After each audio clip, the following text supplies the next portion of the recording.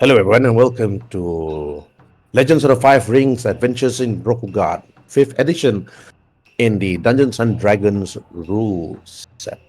Again, today we actually have a new player, which is known as Kakita Anjin, and he is from the Korean clan. And I will let him further introduce himself in the game so that you and as the audience would know who he is and you can get to know him better as the character.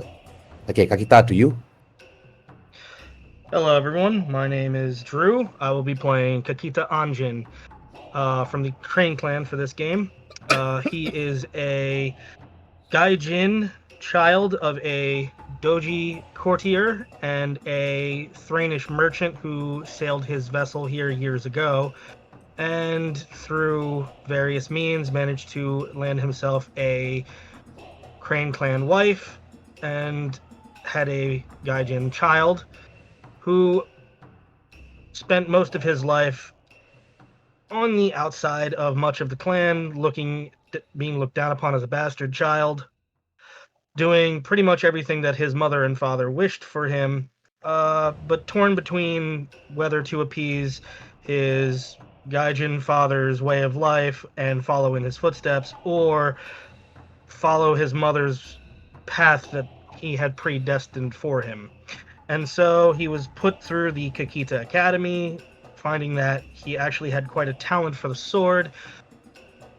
And upon reaching adulthood, chose the second that he graduated to venture out on a Musa Shugyo to find his own place in the world, feeling that it was the only way he could really make sense of everything that he had been born into, not being a part of Rokugani society 100% or knowing about the world that his father had left behind.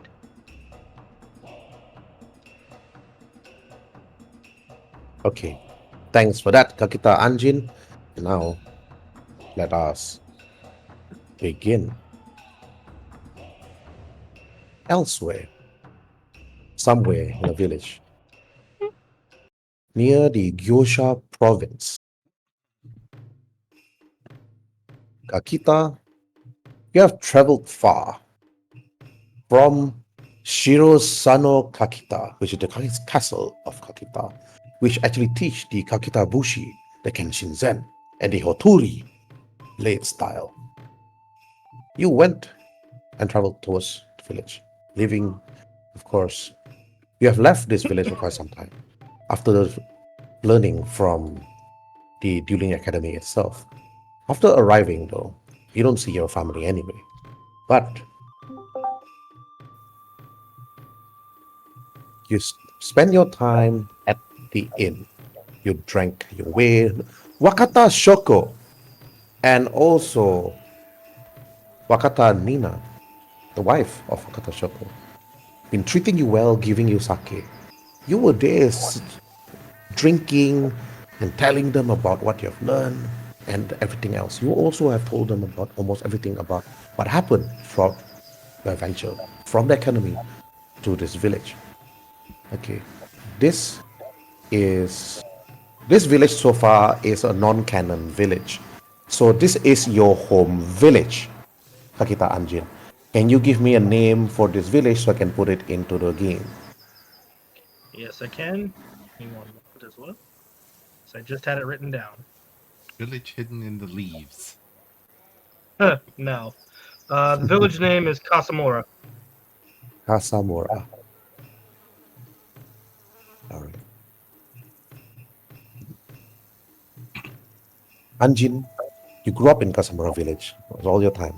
Your father and your mom, even though they raised you well. But even then, there are some people that just dislike you. Not because they dislike you for who you are, but for for what you were, like from your father and your mom. But the people in this village, some of them actually like you. Some of them actually loves you.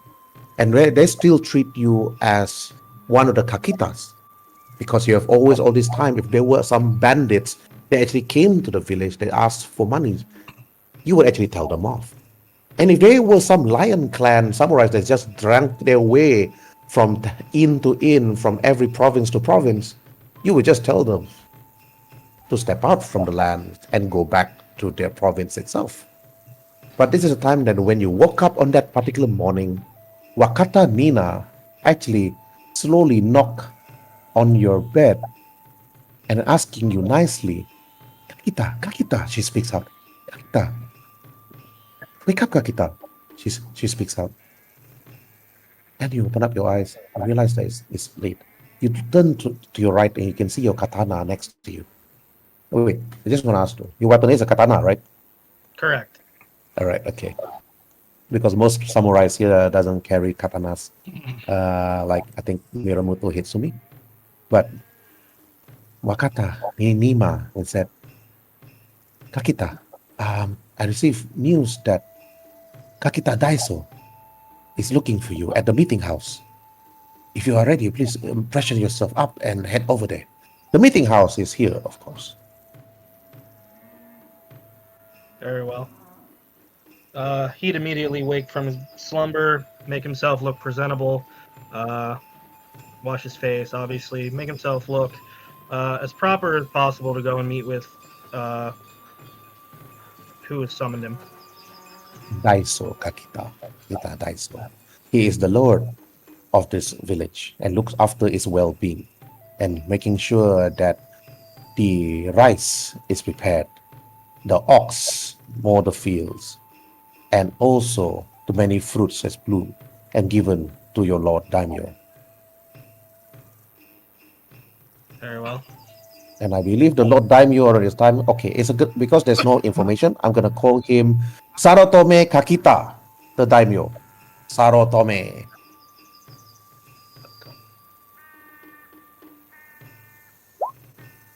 During this timeline, there's no proper daimyo. So the daimyo in the 9th century is Kakita Toshimichi. So that means that Kakita Tomichi's son is Kakita Sarotome. After that, then after that taken over by Sarotome's son, Kakita Yoshi. Or grandson, actually. So that is the lord of the current province is looking into this land. So you freshen up, Kakita Anjin, and you head straight. You say goodbye to Wakata Nima and Wakata Shoko. Let me put their names up so that you would not accidentally pronounce their names. Thank you. Wakata Shoko speaks out. Good morning to you, Kakita Anjin. He smiles.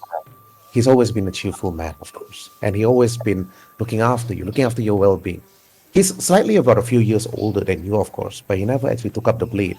And he just ensuring that his fathers, from his grandfathers, taking care of this land and ensuring that his inn is always filled with people. Travelers, of course, that come in.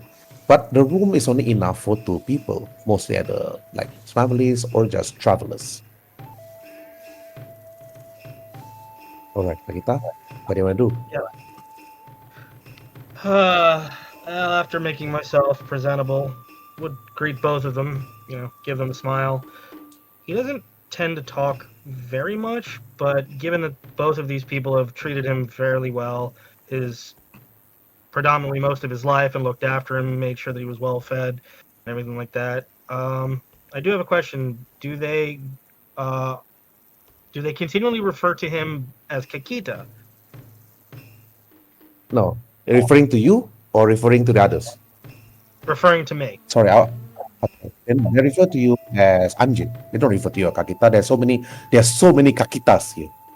Good, because I prefer them call me by my name. Mhm. Anji dono. Anjin. Anjin-san. Morning. I hope both of you slept well. Shoko was looking at you. No, we was actually here to ensuring that you are slept well after your long travel, of course, from the east to here. There are worse things. Traveling by foot tends to allow me to see the sights and, well, meet people. And I hope that you have already polished your sword skills, Anjin-san. Shoko speaks out.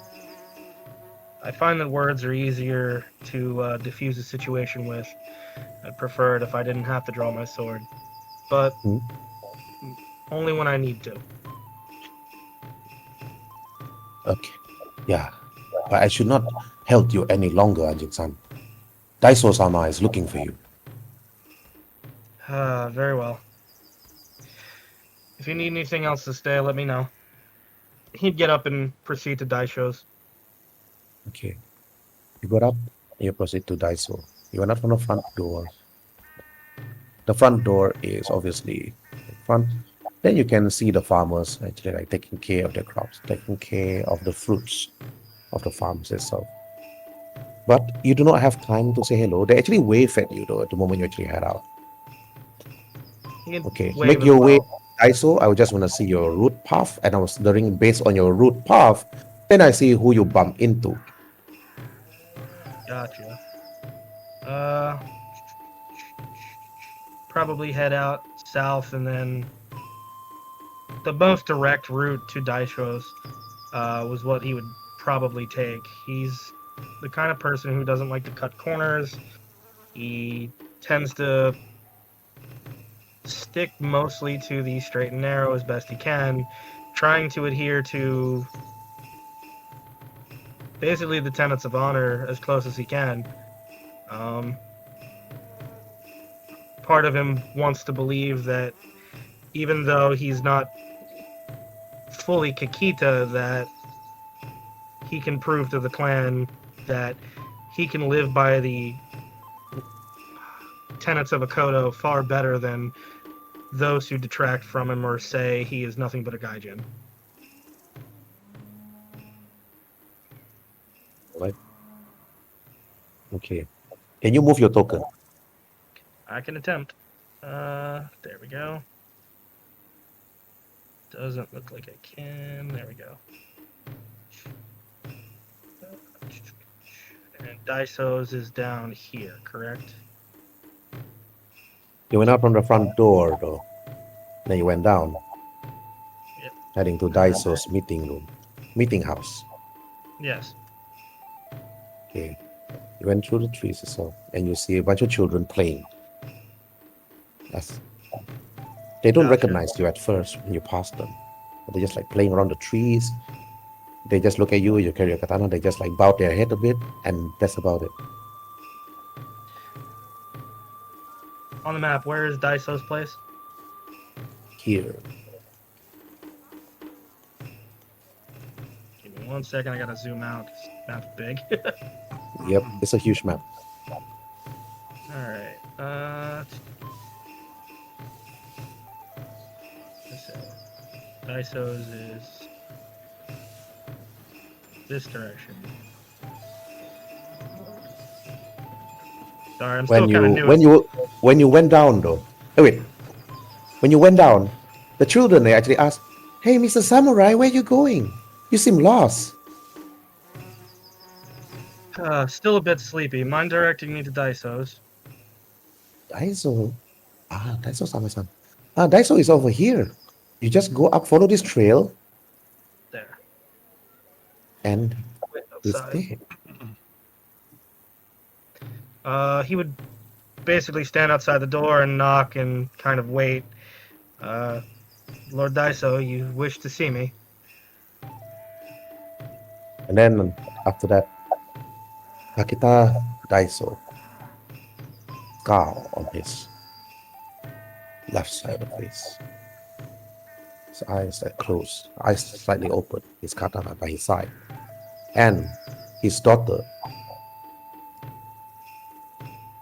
Risiko-chan, with white glowing hair, her eyes like gazing into yours, sitting down on a pillow, waiting for you to enter. And Daiso-sama and said, "Anjin-san, please enter.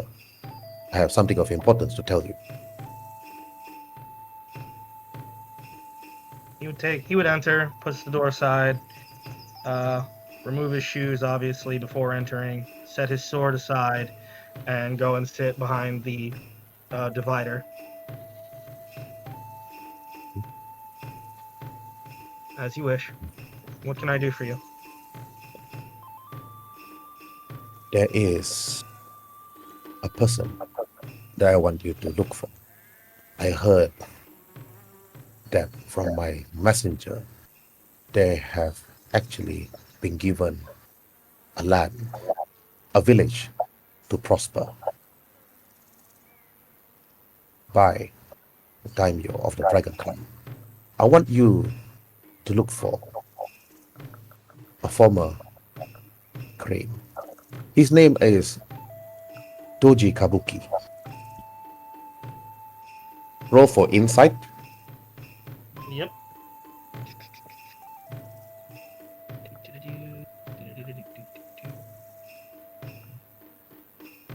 So,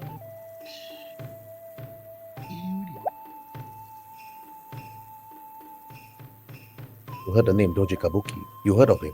An exiled crane, or more like a self-exiled crane, after an incident that happened between the daimyos, and he said something wrong during that particular meeting, and he was then asked to leave the crane. And now he's actually working with the Dragon Clan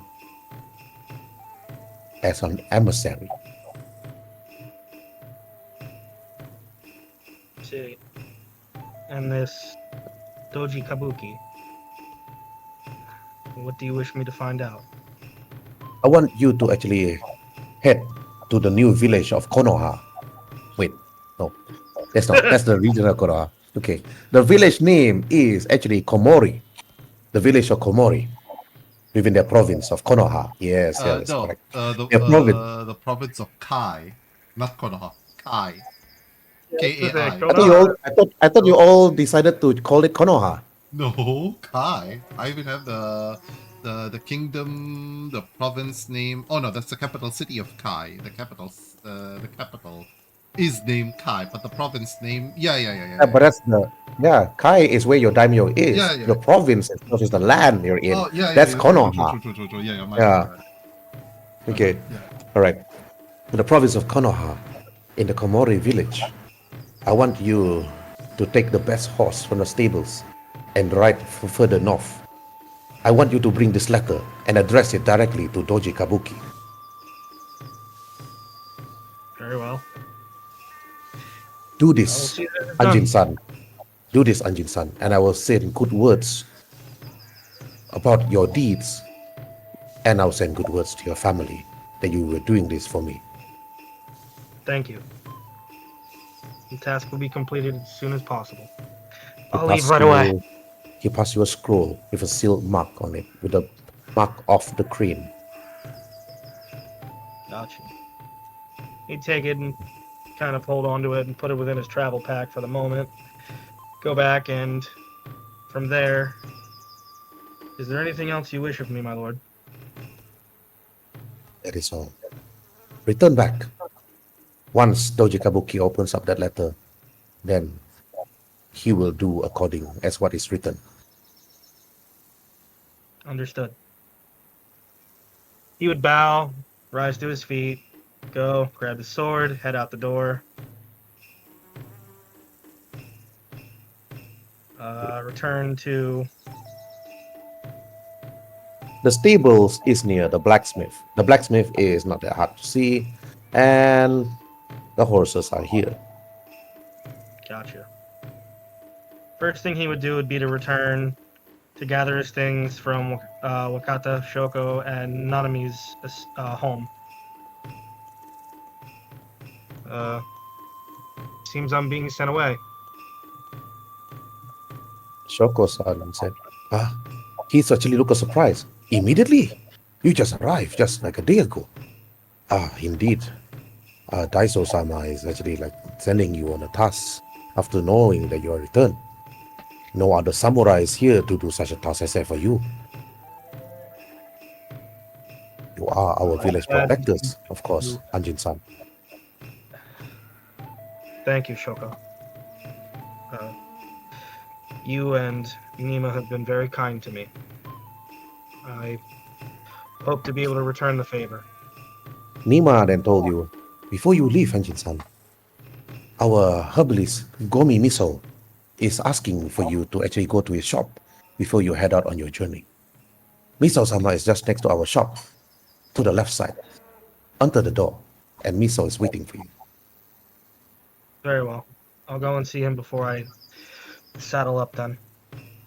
And he would kind of go over and, bow respectably towards Shoko and Nima. They bowed Can't back to tell you you. how thankful I am for the both of you. Safe journey, Anjin-san. That's what Shoko and Nima said. Be safe. From there, he would go and see Misao. Knock on the door. Miso-sama Komi. said, hajimemashite, Anjin-san. Please, come in. Kumi-sama speaks up. Thank you. With his long white beard and his hat like tied up, making sure that his head doesn't fall. He's an old man, though. He's still smelling the herbs on his hands and pounding it and then putting some water on it and then after that putting it into a vial. And then be with you, Anji-san. Let me prepare this last concoction. And then after that he rubbed the leaf and then he blows into it and then he whispers a magical word of a Jujenka. Okay, when you heard those words, of course, this is more like a luck skill on your part. Roll for Arcana. Even though you're not skilled, but maybe you did hear some Sujenkas whisper the words and so on.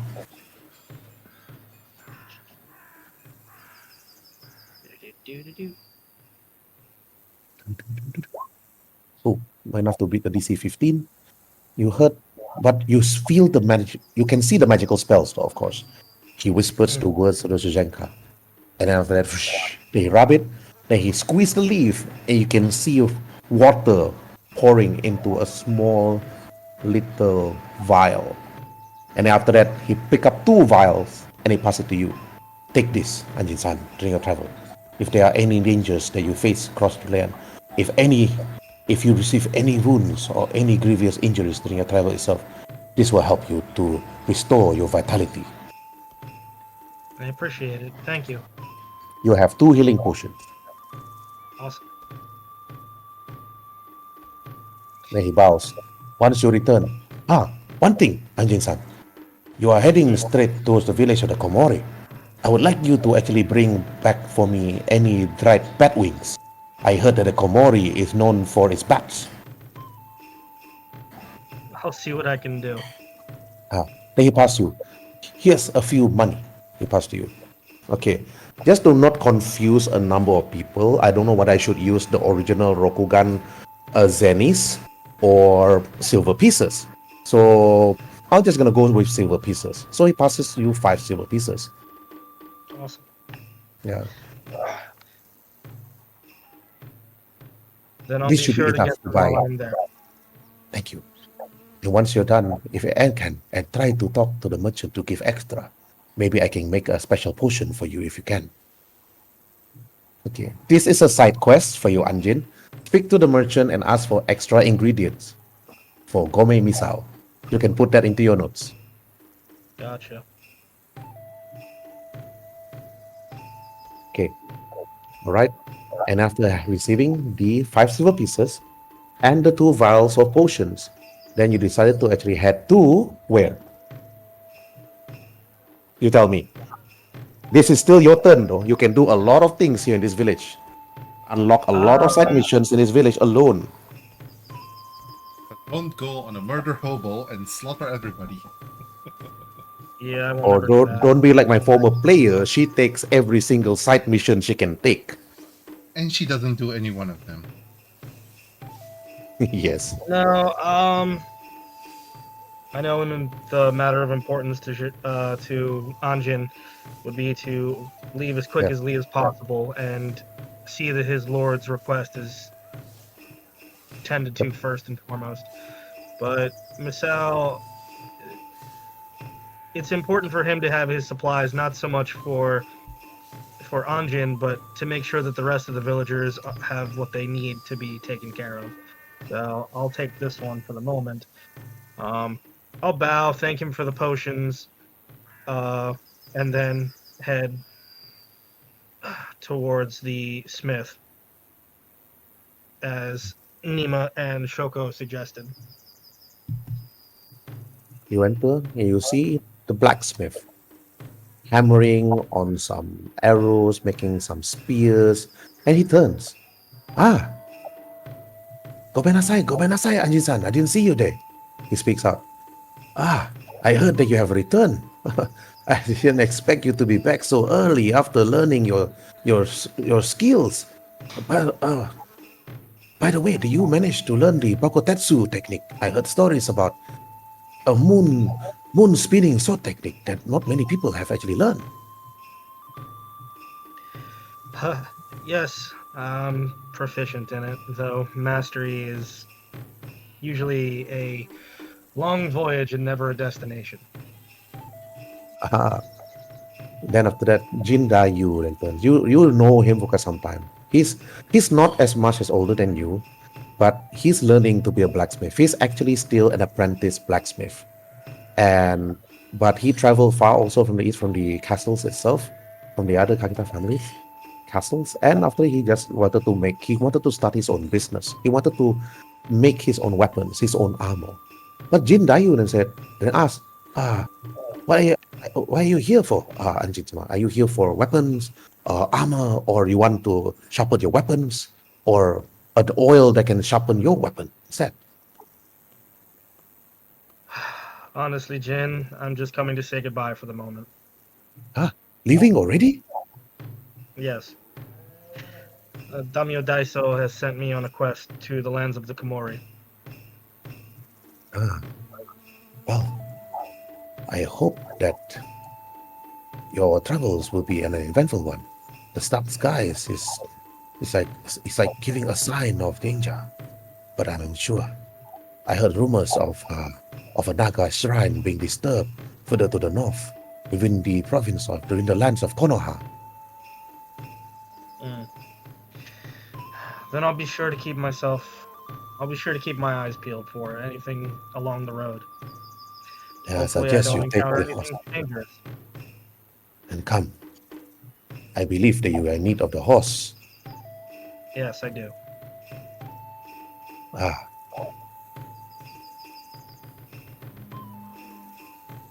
The Lord Daiso-sama, the black horse, is a war horse given as a gift from the unicorn clan.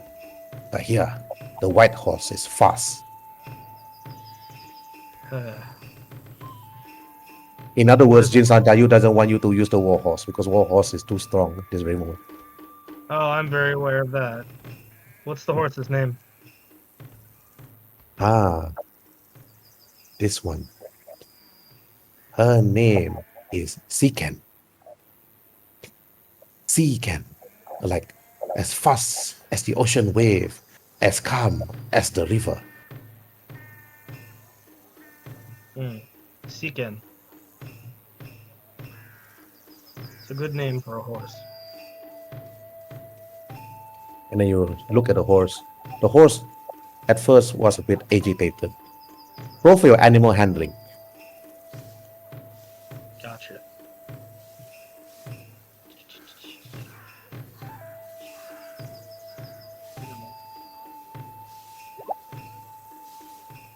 And Jin Dayu then said, it seems that Seeken is not yet accustomed to you. Maybe after spending more time with Seeken, maybe after sitting down and talking to Seeken throughout your journey, Anjin-san, maybe then the Seeken can open his heart to you. Is there an apple tree nearby anywhere? Apple trees are here near the well. Very well. Hold on to Seeken for me for a moment. And Jin Dayu stood there, holding the reins and waiting for you. Where are you going, Anji-san? Just going to get something before I leave. All right, I'll be waiting. Okay, you pass the children, then you head straight towards the well, where you can see a Sujenka monk meditating and humming. And he opens his eyes and say, Anjin-san. Good morning. I hear that you are already leaving so early. That's correct. I am saddened to actually see that you already came and then already leaving. The old Sujenka monk, with his garb, with his beads, and looking that you already even as a child, you do give your prayers, of course, to the Lord, to the Lady Sun, and Yogi Yoshiki, who said, "Ah, be careful in your journey, Anjin-san. I sense that the skies itself is unwell. It seems as if that the moon darkens the lands. I hear I hear rumors of goblins marching from the lands itself using underground routes, but these are just stories. I hope for your Every safety." story has a bit of truth. Yes, but the apples have bloomed right this month, thanks to the farmers. You can see the apple trees though here. You can just pick any apples. Okay, here is you're going to be rolling for your nature skill. DC 5. Gotcha.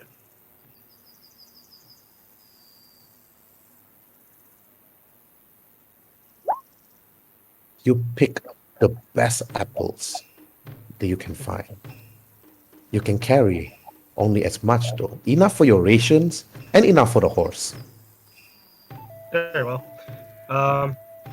Take a few of the apples, like just carrying them within like the pocket of my kimono in the front, and just clean one off within the well really quick, water, and hand it to Yogi Yoshinki. Okay. Thank you for the You pass it to advice. Yogi. Yogi like hum with his beads, he took it, then he bites on it. Ah, Ah, apples. Again. Apple pie, apple stew, and apple meat. You can never go wrong with apples, Anjin-san. He looks at you. I'll keep that in mind. Have a good day, Yogi. Then he prays to you. He prays and he prays. And let me roll for his religion. Very well. Okay. Okay, rolling very well for him. Okay. You are blessed, but the bless only lasts for a short while. So you can go to the horse, you can roll for your animal handling, and you roll with a bonus of a 1d4 with advantage because of the apples. Nice. All right, then I will roll. First of all, drag yourself back to the horse. Will do. I just want to ask though, Drew, this is your first time playing a heavy VTT L5R game? Predominantly, yes. It's my first time playing the D&D version of it. I usually stick to the actual 4th edition or 5th edition, whatever I can get people to play. Mhm. Okay. So Is that I have mostly Theater of the Mind, or is that also VTT, or less? mostly all my games are either theater of the mind. I tend to shy away from most VTTs because I prefer just being able to do things on the fly and keeping things far removed from having to be very technical, unless, like, I even suggest to most of my players when we play, have physical dice, have your character sheets. I'm very old school, I guess, was what people Okay. would call. All right. I'm old school, but I prefer VTT because I'm using a VTT. I want it to be VTT. So mine is 100% VTT. Each their own. Mm-hmm. Yep. All Right. right, then let me Right. go ahead and roll for animal handling again. Mm-hmm. And take a look. So that's a 17 plus a d4. So total of 20. 21. Okay.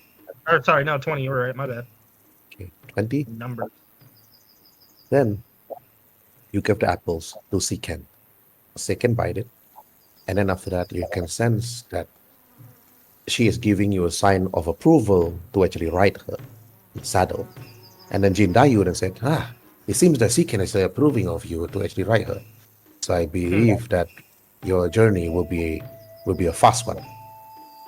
Then he Good to rubs, Jindayu rubs Seeken's hair. Seeken, make sure that you bring my good friend here without any dangers.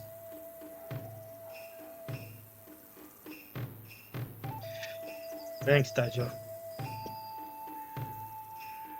I'll be off. I hope to see you again soon. Indayu then actually like wait for you as you ride off. As you ride off towards the north. Then okay. Well, they remove riding skill for this one compared to 3.5, and you ride off immediately. Now let Thank me you. remove. Let me do this. Let me do this. Down.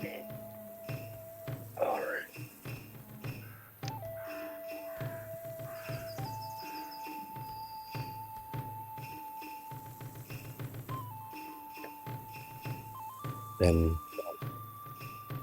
you're off. Meanwhile, in the lands of Konoha, in the Kamouri Village, Oryo Machi, the old woman that was recruited by Kurenai to look into the cities and also the kingdoms itself's well-being. And then Oryo Machi is the treasurer of Kamouri Village. And Asai Tsusengage has been asked to also look into Konoha as it's okay. Viscount.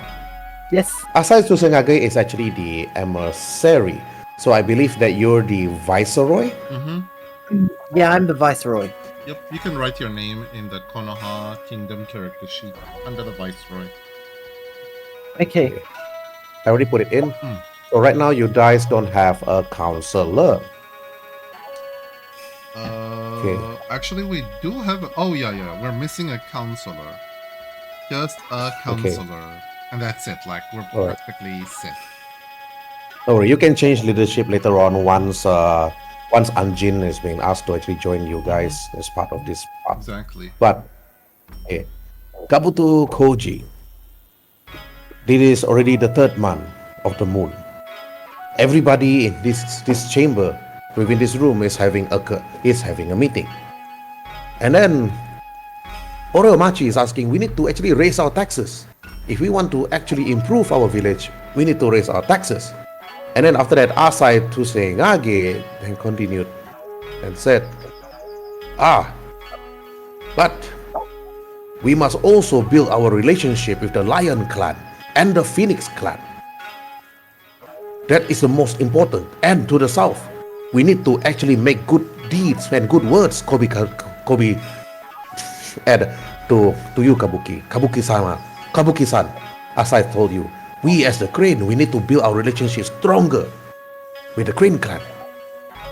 Yes. And then after that, okay, this one is NPC now. Alright.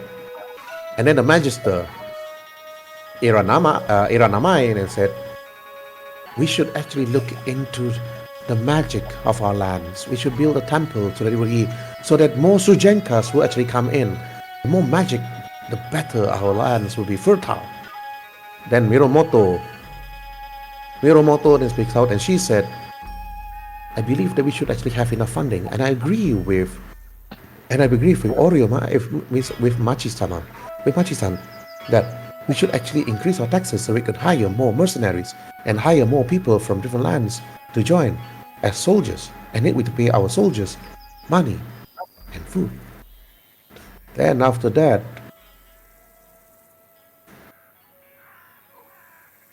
okay, what's his name again? Asho Togachi. You can move him to this spot here. Yep. Then also he speaks exactly. out, then said, I believe that looking into the well-being of the people, I would agree with Aranamai and Hitsumi. Then after that, they were listening to this. Okay. Now to you, Kabuki, you have Okay. listened to Asai. Asai said, we must build our relationship with the lion, the phoenix, and the crane. But he said, but our biggest priority is with the crane clan.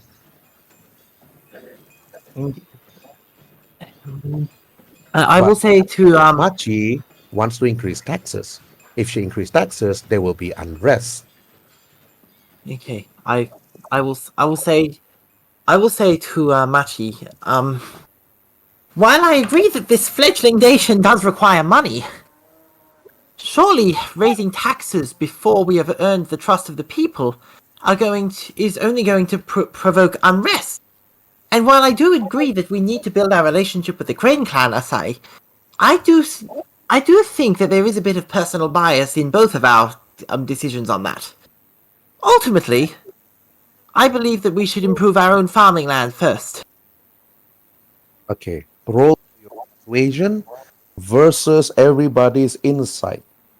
Okay. Okay. Got it. Let me roll. Rolling persuasion. Here it is.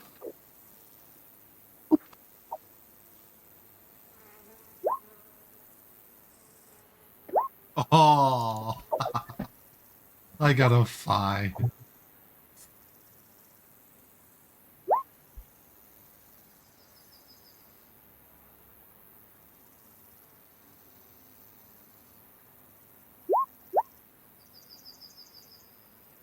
Okay.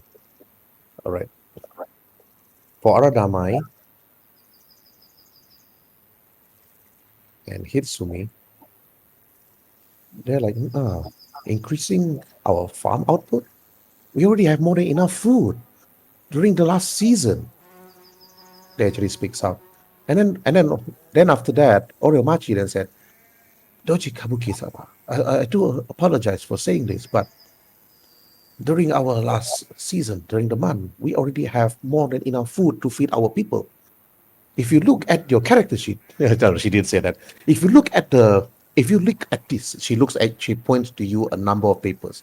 I have did my calculation. We have food that can last us for 2 months. Our lumber enough to build what we want to build for the time being. But we are now lacking in our ore and our stone. She speaks out. You do raise a very good point. Then, with this in mind, my suggestion is that we find, how do you say, proper places to find such ores and stones, after all. We already If we are to build we already have a chosen location across the bridge away from our borders. We need to claim the location in order for us to get the total mining rights. And also we have the ongoing problem of the goblins in the abandoned village, just east of our borders as well, right across from the quarry.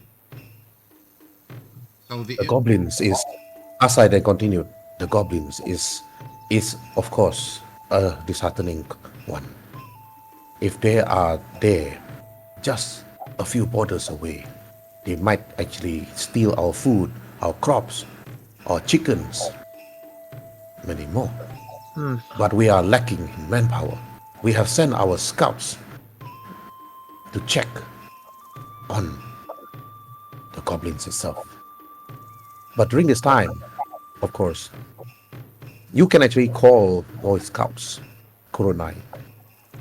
any word from the scouts? Or nothing And yet? Asai said, the scouts have actually returned with their reports. Kurenai-sama. What did they say? Then after that, as you're about to continue, one of the scouts, Akoishi Dai, walks in, kneels and bows.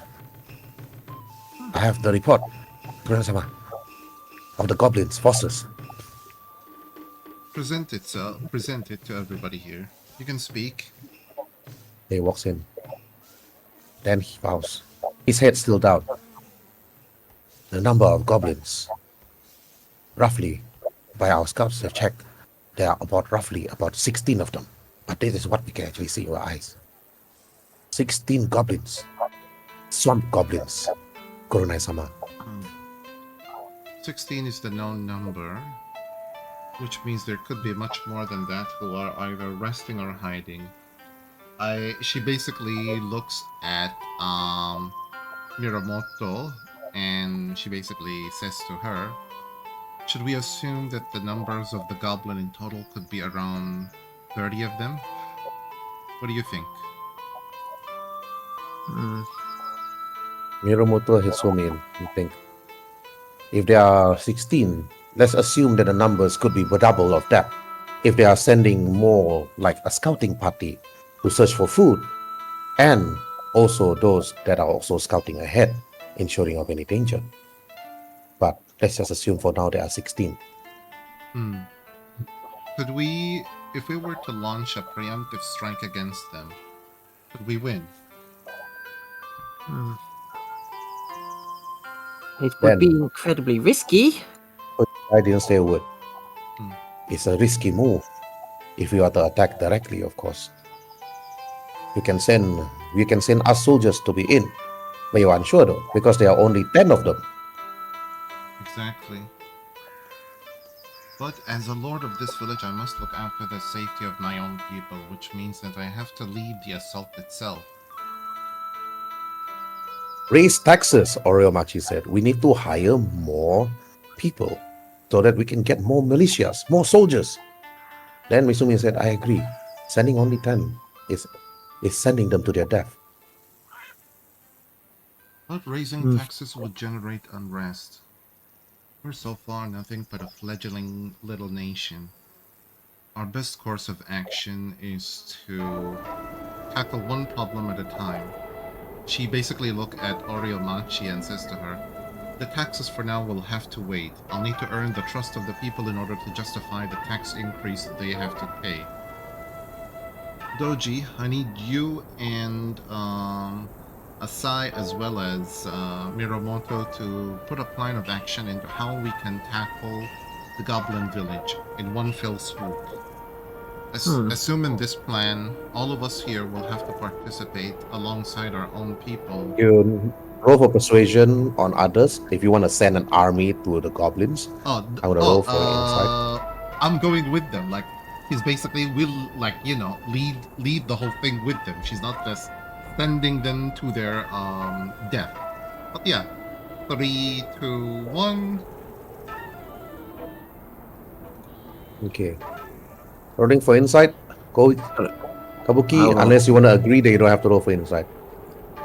Okay, what was the idea being put forth? It was that Asai Asai and Miromoto. You Asai, you Asai and Miromoto have to put a plan of action to, like a proper ambush or whatever. I'm going to set. I'm going to. It would be. Would it be? I just want to know. Would it necessarily be an honorable idea to make allies of the goblins? Aranamai looks at you, Kurenai, and said, I do not agree to send people to the Goblin Village and attacking them directly. Even if we are to win, we might lose many. And that will leave our village undefended. There's nobody here. Any normal bandits will come and attack. And then Akazuki Jidai said, sorry for intrusion, but Aranama is correct. Even though that we decide to follow Doji, we decide to follow Kabuki-sama, but it does not mean that the other bandits actually agree with us and agree with him. There are those that actually dislike our actions for following in your footsteps, and also following you to be part of your military unit. And Asai Tsugegage continued also said, I agree. We should not actually rush into this. We should think of something else. Sending even all of us were to go, they will leave this place undefended. I do not trust other people as I trust others myself. I do not even trust myself. I might even betray you, Kabuki-san. But that I shall not do. You have given me a chance to live, and that I will repay in debt. But Kabuki, you actually listen to Asai and Gilgon, Arunamai, saying, it is a bad choice just to go and attack the goblins. There are many other things you could do than just to invade a goblin village.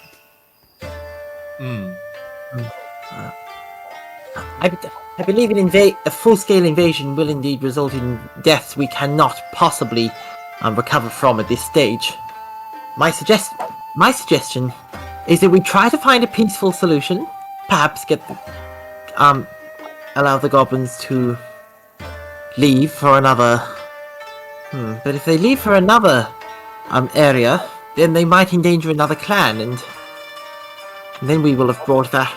Then we will bring that clan's ire upon ourselves. Agreed. Then the goblins will have to wait for the time being. But let's just send some people to the quarry so they can get the stones and everything so that we can build some basic buildings like a lumber mill and start, generating wood for ourselves. Alright. Okay, you want to generate wood, lumber. Okay, but lumber is not enough. Then Oriomachi said, I say we should increase our taxes again. Our coffers is not enough. I look into her, I look into Oriomachi and say, what's the worst case when it comes to us increasing taxes? Will that generate unrest or displeasure from the people? By getting more, we can hire more. But then outside they continued, I do suggest that we should increase our mining capabilities, getting the stone and the ore that we need. We'll tackle the stone and the ore first. The stones are nearby, so we'll send some miners with very few, with basic escort so that they can mine the stone within safety. Once the mining is done, we'll recall them back immediately so we can see what we can do with the stone.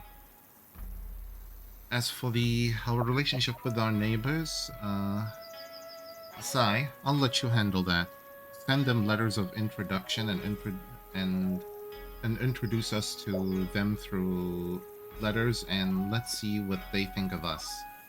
We'll hold on any alliances or deals for the time being and see what our neighbors' first movement would do.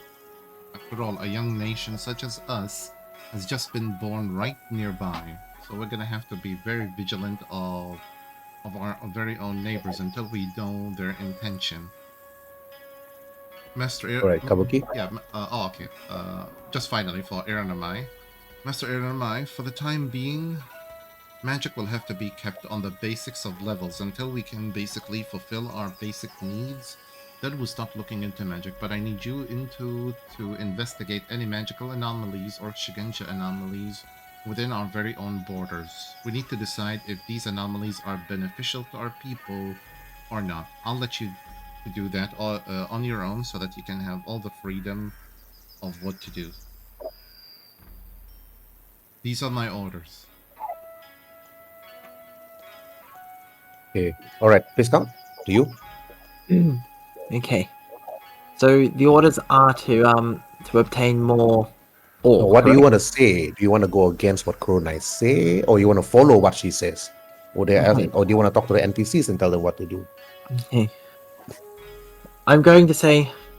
So it seems that our greatest concerns are we need ore and we need these goblins removed, but we also need to worry about the fledgling nation. Would there be any chance of a merger between the fledgling nation and ourselves, sacrificing none of our identity, but still combining the mights of both nations and making the nation resulting twice as strong? Would there be any chance of that? The chances of that happen, which means we have to have something which the nation who wishes to merge with us would want it. Army, safety, food, and the likes. Right now, we're basically like a small grain of sand. Practically anybody of our neighbor could easily send a force of just 100 men to crush us, and we won't even have the time to even resist them. But your suggestion is warranted. We'll visit that suggestion when we are at a better position than we are right now. Right now, we barely generate enough food for our people.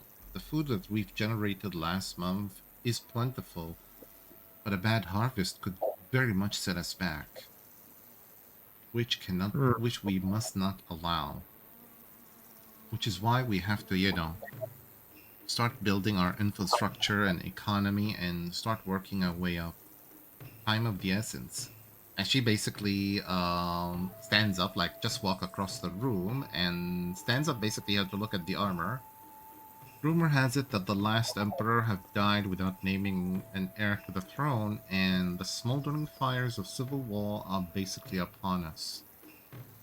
Wait, that have not happened yet. Oh, So you have to retcon. You have to re-say what you said.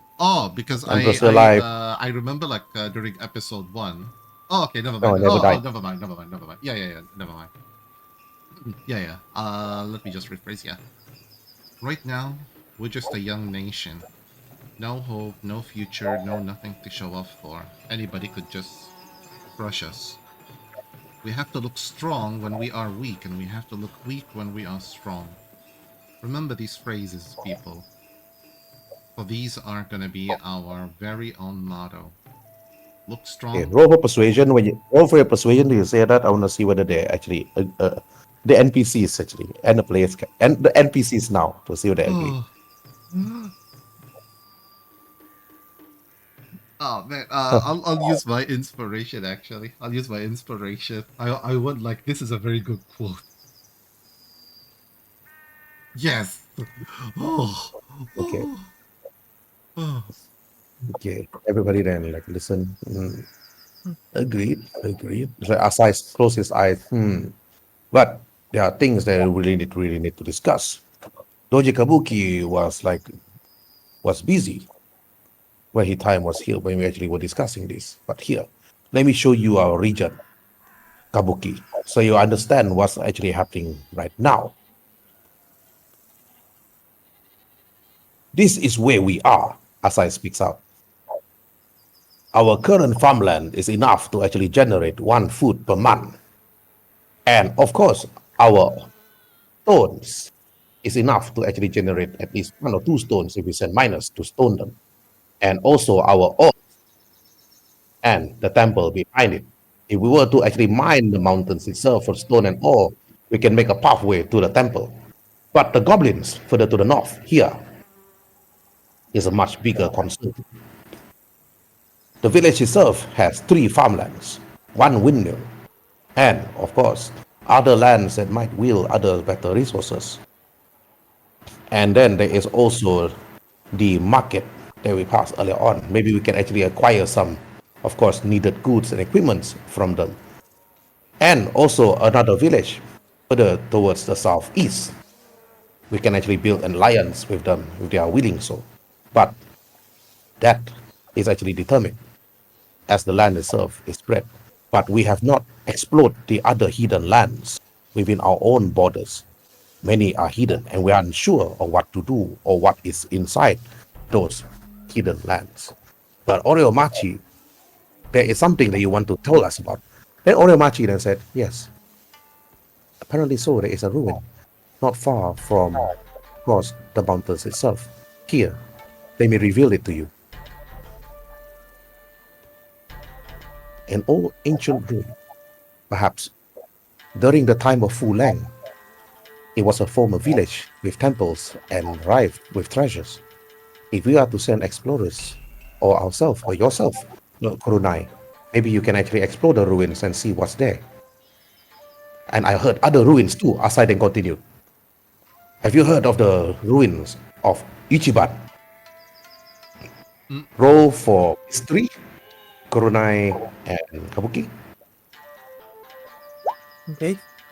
Rolling. Sorry, could you repeat that? History. Oh, rolling a history check. Okay. Nice! Whoa. You heard about the ruins of Ichiban. The ruins itself is a dangerous place, Kabuki. When you heard about Asai saying about Ichiban, that is not a place that most people would dare even travel to. Many have tried, many have died. But that is way beyond this map, and there's a long travel ahead. That would require yourself, Kurenai, Hitsumi, and also, of course, Togashi Asho to go in. Not enough to even go into the temple. It's a dangerous task. And if you were to perish, then others will take over the village. She basically, Kurenai just look at the But this side. one, Mhm. okay, Kabuki, I will need to roleplay Mhm. about Okay. Temple of Uchiban. Okay. Uchiban is a very dangerous location. If any of us were to perish, our nation would perish with us.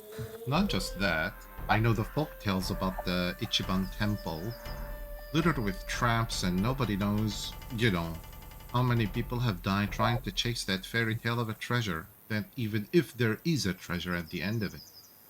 Countless samurais and ronin have tried in vain to conquer the temple, only to, never to be seen or heard again. You can ask anybody, anywhere about the Temple of Ichiban, they can tell you all sorts of weird stuff about it. I'm surprised that thing even hasn't been demolished. So, Master Kabuki, Yes. what's our order of business after we secure the Okay. ore? Before you could continue, Akaoshi Dai actually bows. I shall leave. I will head straight towards the barracks. She basically nod at him and just give him a slight thank you nod. Gentlemen, we have our order of business. We need stones to build more farmland and also to build a lumber mill. The stones, once they are secure, we will start building the lumber mill that should generate some jobs, which in return should generate basic economy for us. In later seasons, and that's when I look to Oryomachi, in later time of the year, we can announce that we're going to start taxing people a minimum amount of taxes. That way they are not overburdened by taxes. And we will look into other arrangements when it comes to securing either alliances or trade agreements with our neighbor. I forgot the Japanese word for motto, but I'll have to use the word motto. Remember our motto, people. Look strong when you are weak, and look weak when you are strong. Your enemy will never know which one is which. Okay, you better write it down. Mm-hmm. But anyways, after you're about to continue, you heard footsteps tapping on the wooden floor. Somebody running towards you. Mm-hmm. And then Takahara Mamoru quickly bowed and said, Sir, sorry to interrupt your important meeting. Kurenai-sama, Kabuki-sama, Ranama-sama, Asho-sama. Then he says Tsukage-sama. But our scouts have seen a rider riding from the south and heading to our small village. Sir, should we intercept? Which clan is he from? From the horse is bearing the scabbard and the mark of the Crane clan. The Green Kurenai-sama. Clan, you say? Allow him passage into the city, but be very careful. If he wishes to demolish our nation, react accordingly. Okay, Kabuki-sama, we will wait. They quickly rush. Alright. During that time itself, you all waited. Who is this rider? So after waiting for roughly about 30 minutes, and then after that, Anjin, you arrive at a small village of Kamouri. You put your horse at the stables itself, being managed by an old man that's looking at you. He didn't say a word, but he just told you, I will take after your horse, sir. He bows to you. Then a young man that introduced himself as Mamoru brings you towards the meeting house of the Mamori and also the clan itself, known as Mamori. He brings you over. And Mamoru then bows. Kurenai-sama, I'll introduce you a messenger from the Crane clan. Anjin Kakita. He bows and goes back. Mm-hmm. Then Anjin, you look at Kurenai-sama, the leader of the Kamouri Village is a woman. And around her are her advisors or leaders. Okay, Anjin, what do you want to do? As I am led to the door, I once again remove my shoes, set the sword aside, step inside, bow. Greetings. My name is Kakita Anjin. I have been sent here from the town of Kasamura with a letter for Doji Kabuki. That would be me. That would be me. It is comforting to meet members of my own clan in these troubling times. If you would be so kind as to give me the message. What did you say your name was, sorry? Kakita Anjin. Kakita Anjin. Very well then. What is it that you wish to say? He reaches into his traveling pack, pulls out the scroll. It is from my daimyo, Lord I see. Daiso. Hand it over. Okay. I will ask Kurenai. Mhm. Would it be necessarily... Would I be allowed to read the contents of this out loud, or should they remain secreted to me? There are no secrets here in this council, so but it's up to you. If you think the content of the letter are personal to you, then you should keep them to yourself. But if it's addressed to the clan and this council, then I think you should read them aloud so that everybody here will have a say into the content of the letter. Very well then. I will open. I will open the scroll and start reading it. And based on what it says, who is it addressed to? Mm-hmm. Is it addressed solely to me, or is the scroll and the message within addressed to the council? It's addressed to you. Is it addressed? Doji. Okay, it's addressed. If it's addressed to me, then I will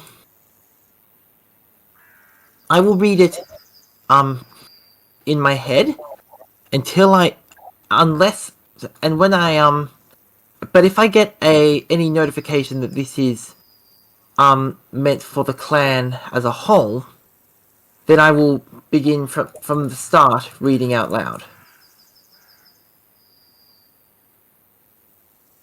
Okay. Then you read the letter addressed to you.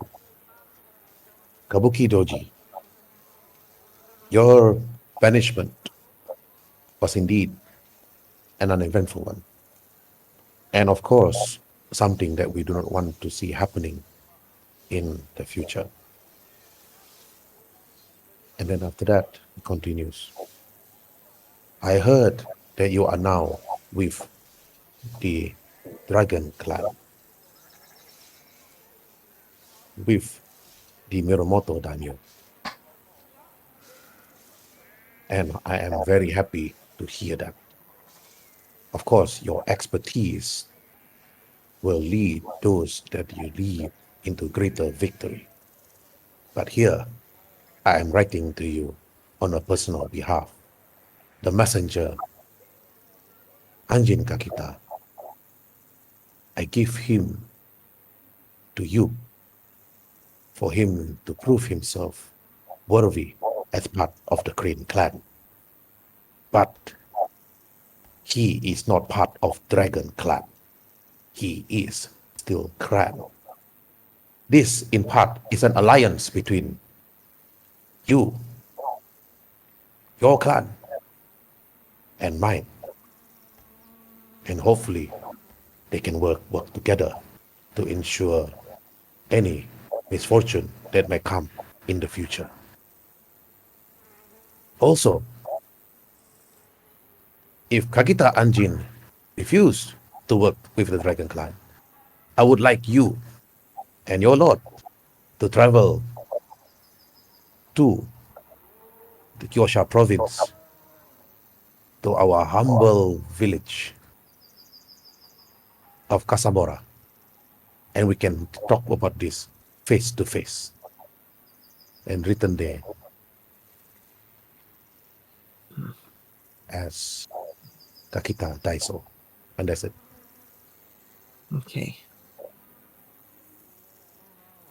I'm Okay. going.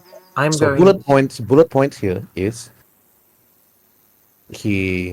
the Crane respect you just a bit, but they're also offering you Kakita Anjin as part of their emissary from their clan to your clan, but he's not part of the Dragon clan.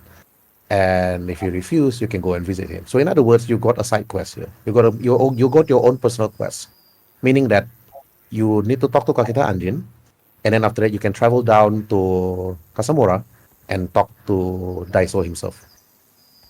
Okay. So Now, then, how are you gonna roleplay this? That's the biggest question.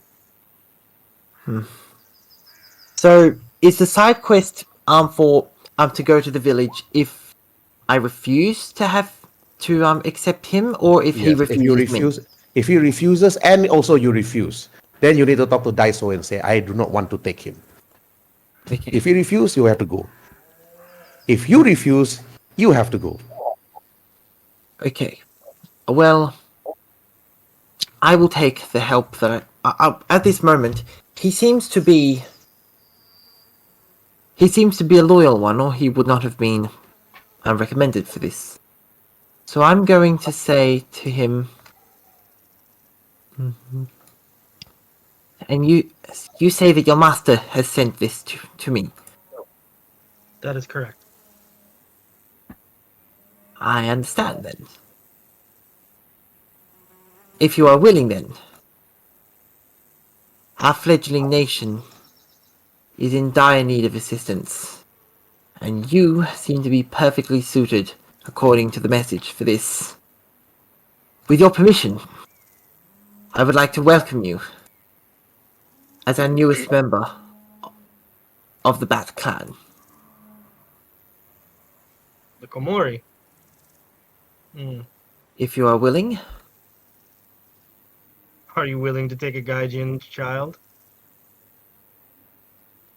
I'm out of character here, but what is a Gaijin? Outsider. Foreigner. Outsider. Wait, you don't know what's a gaijin? Oh God. Oh, I'm surprised. Okay, so Gaijin Gaijin is the Japanese word for foreigner or outsider. It's considered to them, to the Japanese, it's a form of an insult to them when they call you Gaijin. They think they are insulting you. Okay, so a Gaijin is okay, got it. So Outsider. he's asking if I'm willing to accept the Gaijin. I will say, we are not one to discriminate based on who you are or who you have been. It is what you do here that matters to us.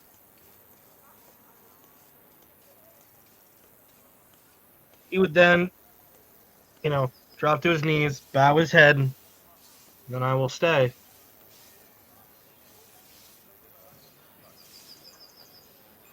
Very well then. Kakita Anjin?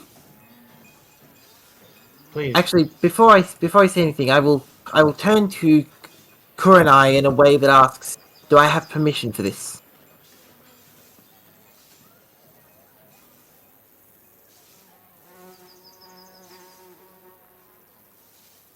Okay, then it's settled. I'll turn to Kurenai and just silently, and kind of silent. I'll ask in the courtly Rokugan language and say, "Do I have permission from you to do this?"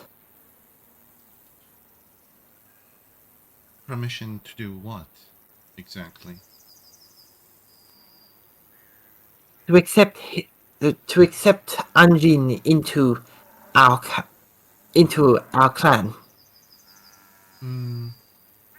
I agree, but one final test. I just need to see Anjin's test in the sword.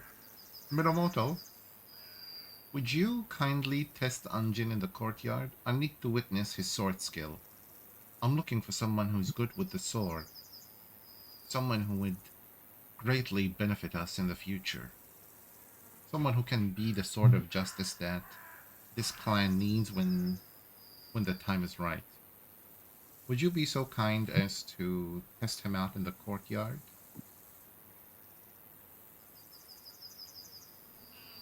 Miromoto Hitsumi, they got up. As part of the Dragon Clan Samurai, I will need to test your ken. Okay, ken means sword. I would like to test your ken to see you are worthy. One strike, one hit is more than enough. I Do accept. you accept this challenge, Anjin-sama? Anjin-san. Hitsumi Miromoto, like looks at you. The green hair, her eyes like sharp, like staring at you. Her blades at the ready. He would get up, grab his sword, and head out into the courtyard. You grab the I sword accept. and you head out into Okay. the courtyard itself. But after that, but before you can do anything though, Asai Susanyage Koji Kabuki got up and then he said, "This is uncalled for. How can we accept a Gaijin into our clan? An outsider, Koji Kabuki. How can you accept Kurenai-sama?" He looks at you. "A Gaijin. We accept only our kind. Why are you so willing to accept a Gaijin into our community? What would the people say? What would people actually do if they know that we have a Gaijin here?" He speaks out. You see, okay, Kabuto Kaji, you notice that his face. He's worried, of course. He's worried for the well-being of the people, and also at the same time of what's the repercussion from others once they hear of this news. The other clans, the Phoenix, the Unicorn clan, and others. Okay, and I will say in response, Tsunekagi-sama, your concern is noted, and your opinion is appreciated, as always. But I understand exactly what it means to be Gaijin, and I want no one to suffer such a fate. Here in the Kamouri clan, all will be welcome.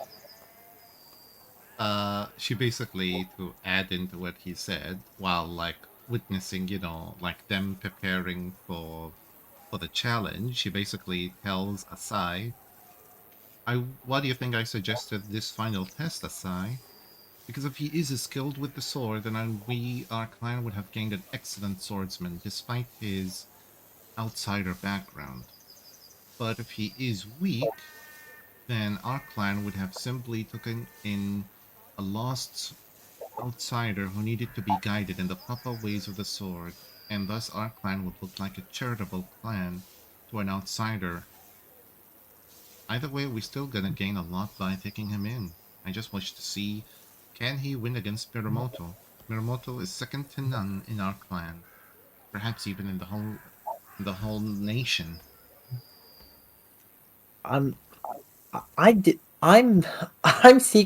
secretly I'm also seeing, even if Anjin loses to Mirumoto, this will still be interesting to see how well how he fares against her. Even if he doesn't win, if he is still if he's still skilled in the blade enough to keep up with her, then then this will be very interesting to see. After all, it doesn't just it takes an exceptional amount of skill to be able to beat Mirumoto. It also takes skill to equal her. I'll keep this in mind when preparing, so when the test is coming, and I will let this be known. A reminder, Kurenai, that as one of the best duelists in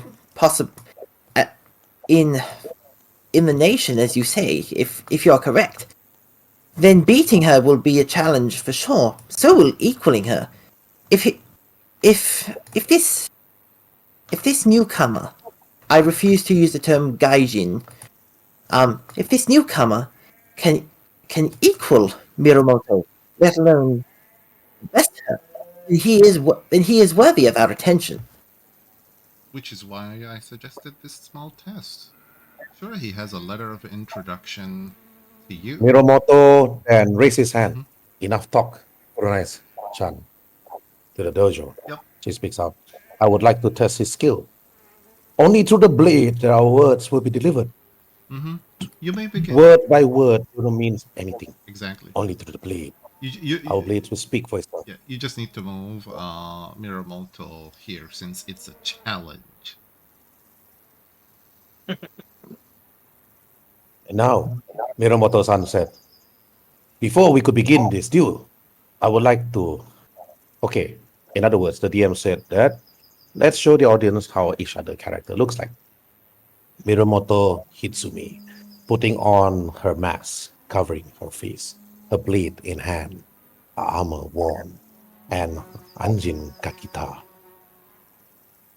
His blade shift, red hair.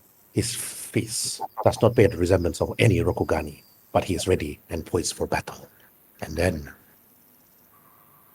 Miromoto bows to you, Anjin. And then she said, with our Ken, she takes out a kendo sword, wooden stick, and throws it to you.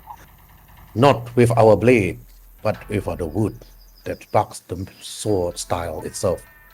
Then, after that, she speaks out to you, Anjin Kakita, and she said, roll for initiative.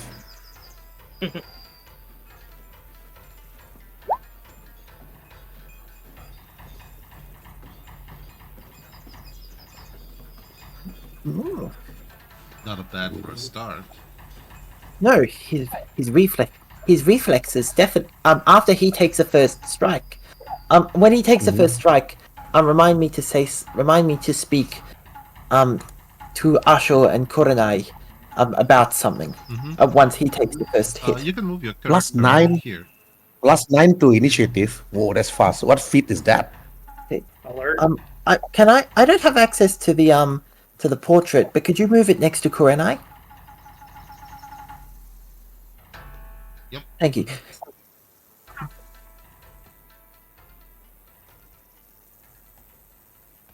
Okay, let me adjust this. Okay, right, Anjin, Yes. you took your kendo, your sword stick, and you remembered the words of your master. He speaks to you. Always be mindful.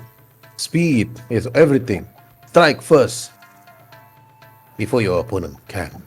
Okay, in dueling in Rokugan, okay, because we can't hide our dices, we'll be using a d6. So it's a 1d3. So 1d3 is a 1d6. So let me roll for every turn, you roll 1d6. So I got a 5, so that's a 3. So 3, which you can use immediately to either increase your armor class, your attack bonus, or damage. So in this one, Miromoto will use it to increase her armor class, and she's a double sword duelist. So she has 2 cans on her sword. So roll 1d6, 3.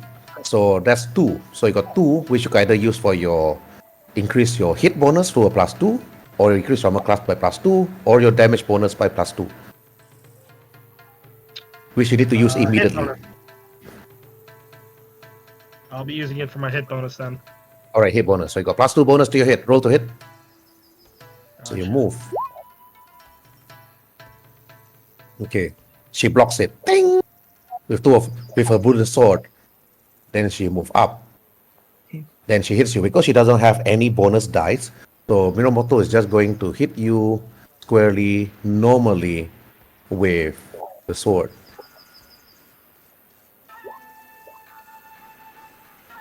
And just an 8 and nothing. So now it's round 2. Okay, what is the round now? I'm going to say to Kurenai, note his reflexes. To be able to strike first against Miromoto is quite the feat. Mm-hmm. Not an easy feat to even land a hit on her. And Okay, now rolling a d6 again. And I got a 2, just increasing straight to armor class. To increase armor class by +2. But Anjin, your turn. D6. Another 3, so 3. another +2. Yeah, another 2 points. Hmm. 18. Okay. She increased armor class again, but you saw the opportunity. You saw an opening. Hey, wait, let me check. I think her increase. Her armor class, no, doesn't hit. Her armor class is 20. Originally, it's just 18. You saw the opening and ding! She blocks it easily. Then she got behind you and hitting you with another blade.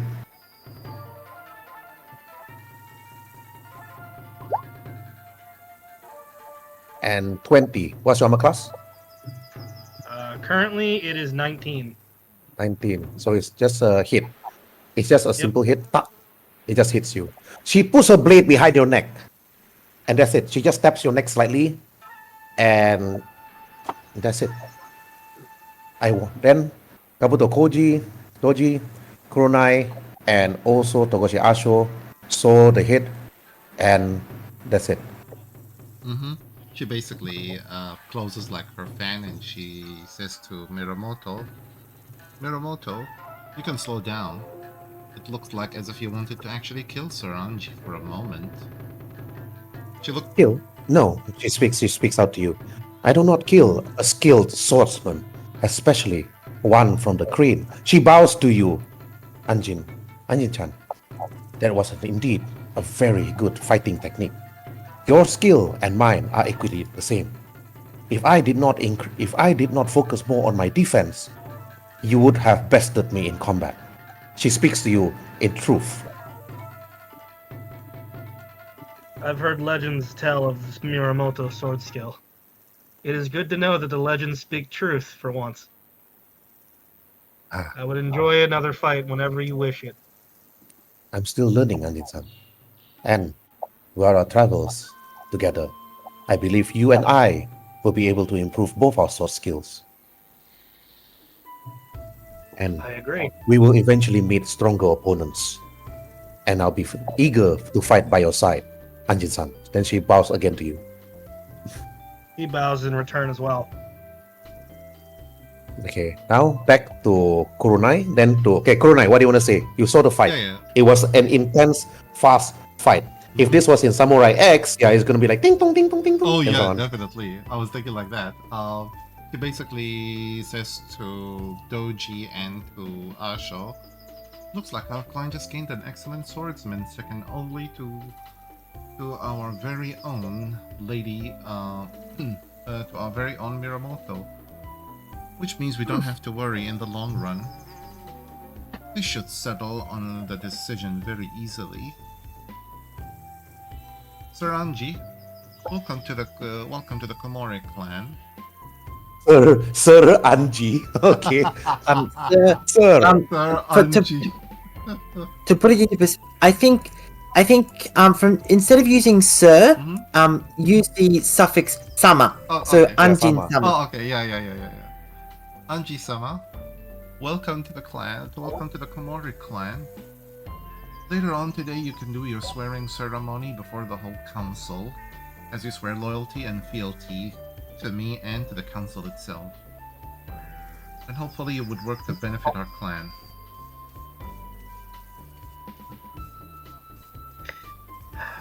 I would like to also, Bow. I'm glad to be here. Mm-hmm. If for no other reason than to be able to cross blades with Minamoto.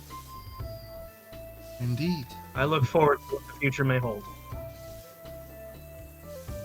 Your turn, Discount. okay. I will say I look forward to seeing you excel in our nation. It will be quite a pleasure to have a crane duelist as well as a crane courtier. Perhaps we will be able to make fast allies of the Crane clan with this in mind. As he says this, he seems a bit, how do you say, wistful, like he's getting emotional at something. But he tries to hide it after realizing this.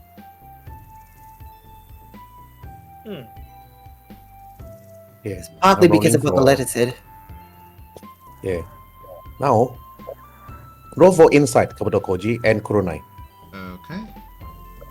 Insight. DC 15. Missed by 1 point. 1 point. Okay. And I roll insight as well. Yeah, roll for insight. Okay, insight. Okay, pass. Kakita Anjin, pass. Oh, no, that's a Okay. fail on my end as well. Alright. Anjin Kakita.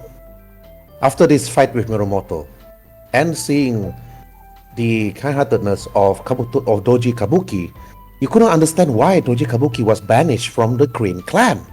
What did he do to deserve this? But he is indeed a person of virtue. And you thought to yourself, yes, you are willing to stay as part of the Crane, but working together with Doji Kabuki, also a former Crane, and also Kurenai, which is a dragon clan, and you were willing to help them. But also something came to your mind, Anjin Kakita. Maybe you should ask Doji Kabuki to ride with you, together with Kurenai, back to your village and meet with Daiso-sama personally. Maybe then you can build that relationship, build that diplomacy between the two clans, the two village. Okay, Anjin, to you. You can roleplay this. As he kind of goes over and finds hopefully some form of water, he would drink really quickly to be done with the sweat of the fight. Doji Kabuki, it would be an honor for me to introduce you to Lord Daiso personally. Maybe we. I am honored, Anjin-sama. This is somewhat unexpected. Would the Lord wish to speak to me, though?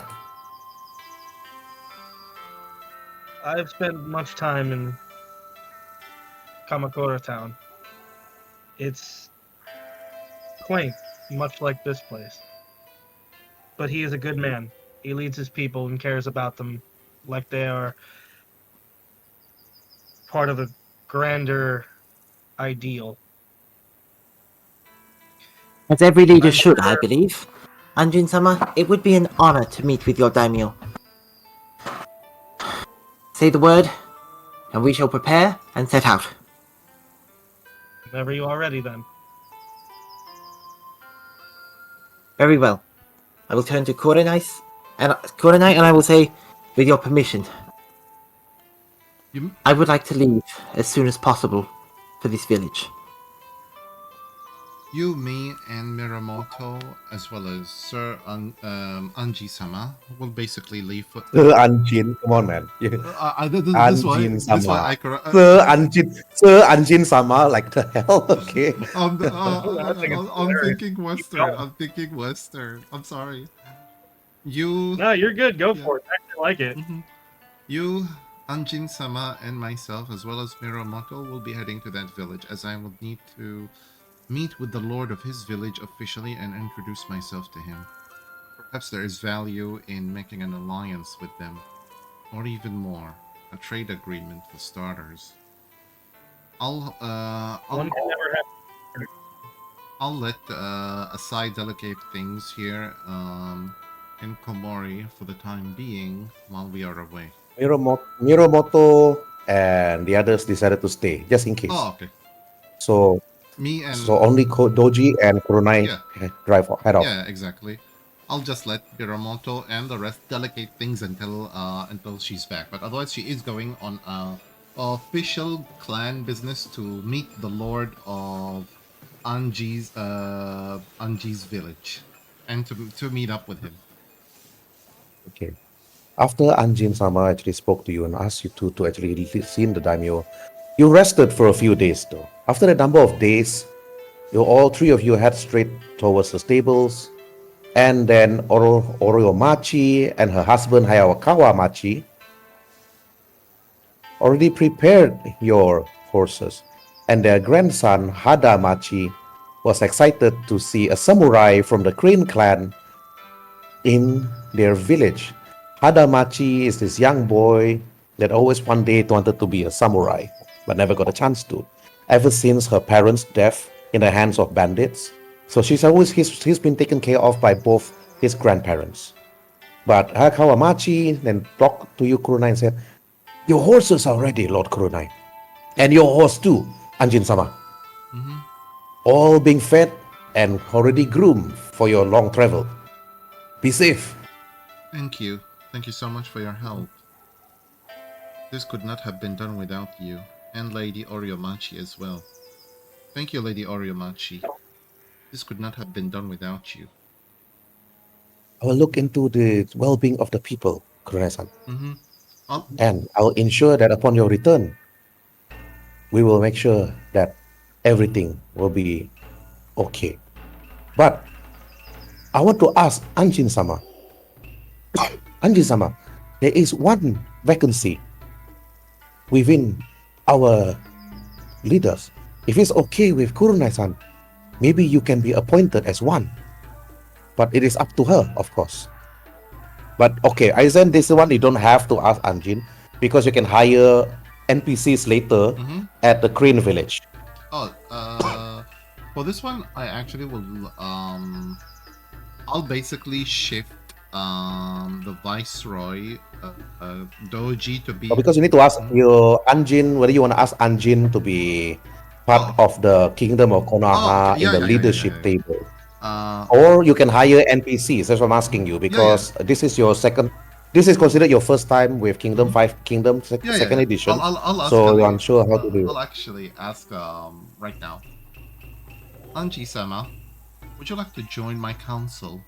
Become a permanent member in it? He actually looks kind of surprised at first, and... Are you certain of this? You would have a Gaijin sit beside you and give you advice? It's only been 3 days, Anjin, and Kurenai already asked you if you're willing to. I only ask those who are capable, and you already have proven yourself capable fighting against Miramoto. Not everybody who can not everybody who can withstand her strength can get a praise out of her. I should know this since I fought by her side, so she rarely gives praise to anybody who is considered, in her opinion, unworthy. Hence what I'm asking. Then I accept. We'll talk about the details of your new post when we get back. So be it. Okay. And Kakita now is... Okay, you can switch later on. I'm gonna put here as a counselor. I'll switch actually between... I'll make him the Viceroy, and while Doji Kabuki would be the counselor. The counselor, the counselor is the closest person to the Lord. So okay, Viceroy. Yeah. Because currently Anjin is still Crane. He's not Dragon Clan, but it's just between allies. Yeah, exactly. Okay, alright. After taking your horses though. Okay, before that though, Doji Kabuki. Do you have anything to do at this scene? Between Anjin, between Kurenai, and the NPCs, the 3 NPCs. I'm going to. I want to ask Anjin. Anjin, tell me.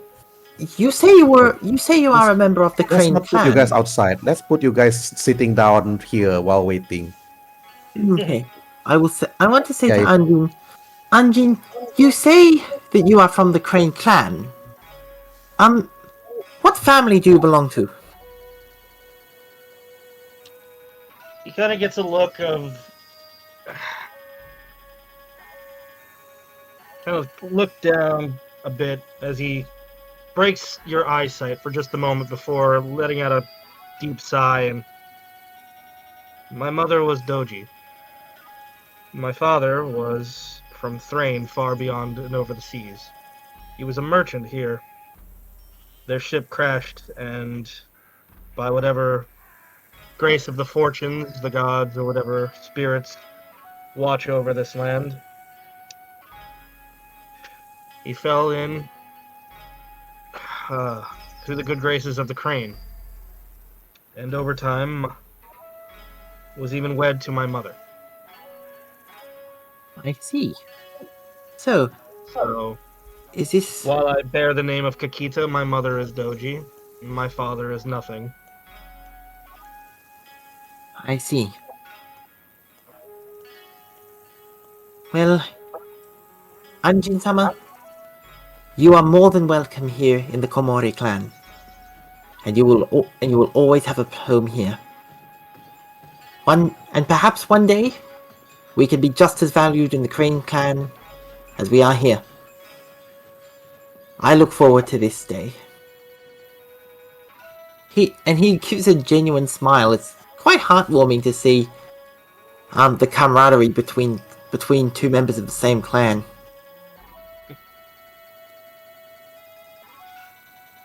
And I'll then say, so then, if I remember correctly, the clan of Kakita, but the Kakita family produces some of the most excellent duelists.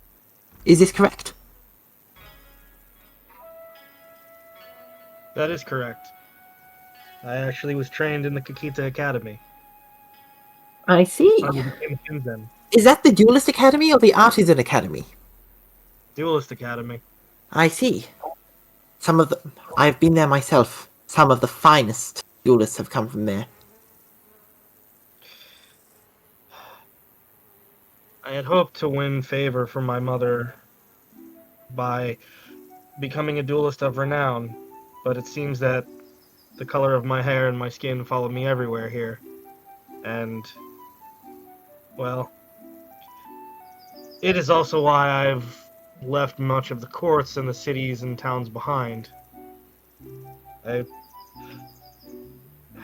going to prove to everyone I can follow the code of Akodo, and I will prove to them all that I am not Gaijin.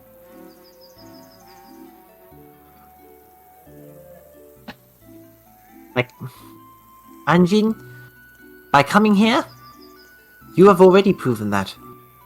There are no Gaijin here. There are only friends. That's good to hear.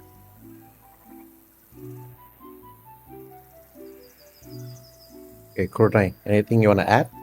No, she just basically drinks her tea as she listens to them, and that's when she basically looks into both of them and say, should we get going? We don't want to waste daylight while basically sitting in here. It'll be disrespectful to Anji's lord that we arrive even at night to meet him.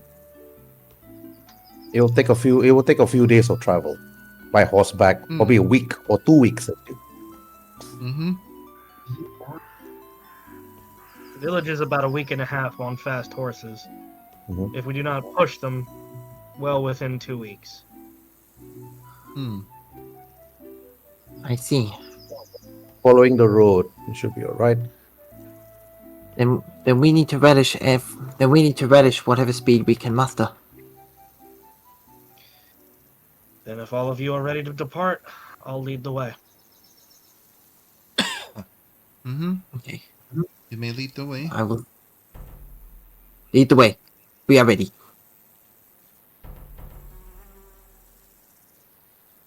Get on my horse. All right.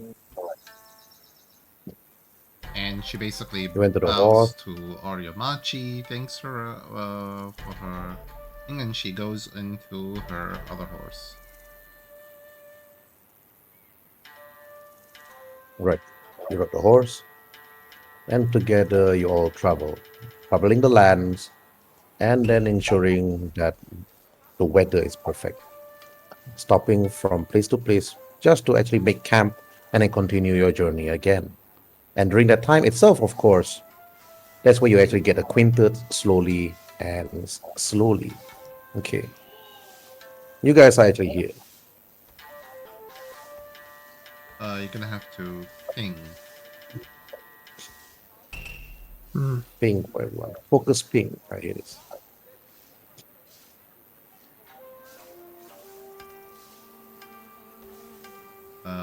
Still not seeing the focus ping. The focus ping should automatically bring you all of you to where I'm pointing. Okay, so there's the dragon. So the Dragonlands is here.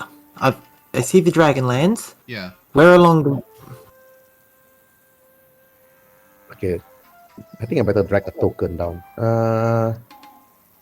I'm just gonna drag Kakita Anjin's token here. Oh, okay, no wonder you guys don't see my ping. I was in the GM token, Mm-hmm. GM layer. Mm-hmm. Okay. There we go. Mm-hmm. Okay. So we're here. I see. So we're going this way, and it looks like we're going... You If are we go... going all the way down south to here. It looks like then we're going to the Castle of the Centipede. Oh, Slow Tide Harbor. That makes more sense. Mm-hmm. Oh, I haven't added them in yet. If I were to be more specific, this map should be the right one. But actually, because you are in the year 1000, this map is inaccurate.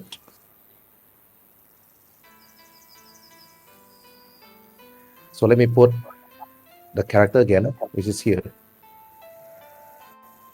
The map is so. I should only use this. I should only use this map if I run the session in the year 1500. Mm-hmm. Then this is accurate. You guys are supposed to be travel all the way here. Yep. Still the same location, but two different sets of years. Hey, Yeah. I see. Yep. I see that he will get his own village at some point. The Kakita, Kakita city or village. Yeah, the province. The province is like around here. The province itself, the lands of Kakita. So this is what the travel is. But okay, anyways. So that's going to take about 1 week and a half by riding, resting, and so on. Should be hard. But anyways, roll for your survival. Your survival skill will determine how fast you guys ride. Okay. Roll. Who's leading? That's the most important one. Oh shit. Okay, if Kakita Anjin is leading, roll for survival with advantage. Mm-hmm. Since he knows the way. Roll twice. Yeah. Since he knows the way, he should lead. And also, yeah, Doji Kabuki, he doesn't know this place. He only knows about his Doji land. 19. Okay. All right, Kabuki Doji, you're probably gonna miss this place where you're from. Oyamisan Province, Doji, Hmm. where you were banished. Then you went further north and joined the Dragon Clan. But that is not the time for you to go and meet Dojis. Now it's time for you to meet Kakitas, where you rode instead, following the trail. Somehow the Kakita Okay. name feels like a candy name. Kit Kat. It kind of does, honestly. Yeah, Kakita. Well, if you guys ever go to Japan one day, probably you guys will probably figure it out. My wife want to go to Japan next year. I think she want to go to 2 places in Japan next year. So it's probably going to be, luckily the December, usually I don't run any sessions. So the whole month of December is going to be, I'm going to be gone. So we're going to continue our venture on January after that. Okay, anyways, as you all ride down, Kakita Anjin, it's been about 1 week plus. You rode your horse, you stopped, you all made camp, and then you met a lot of farmers, you met a lot of merchants, you met a lot of other travelers. So during this time, though, you did meet other samurais from the Lion Clan, especially, but mostly soldiers. Soldiers that stop you, asking where you're going, and you told them that you're just heading back. At this time period, the lion, the phoenix, they're all in a neutral alliance, meaning I don't disturb you, I don't disturb, unless of course a lion samurai bump into you and challenge you to a duel. But that is my part. I'm rolling for it right now. I'm rolling for random encounters. Let me roll for random encounters.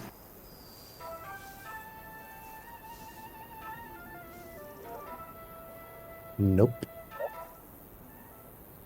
Nope. Nope.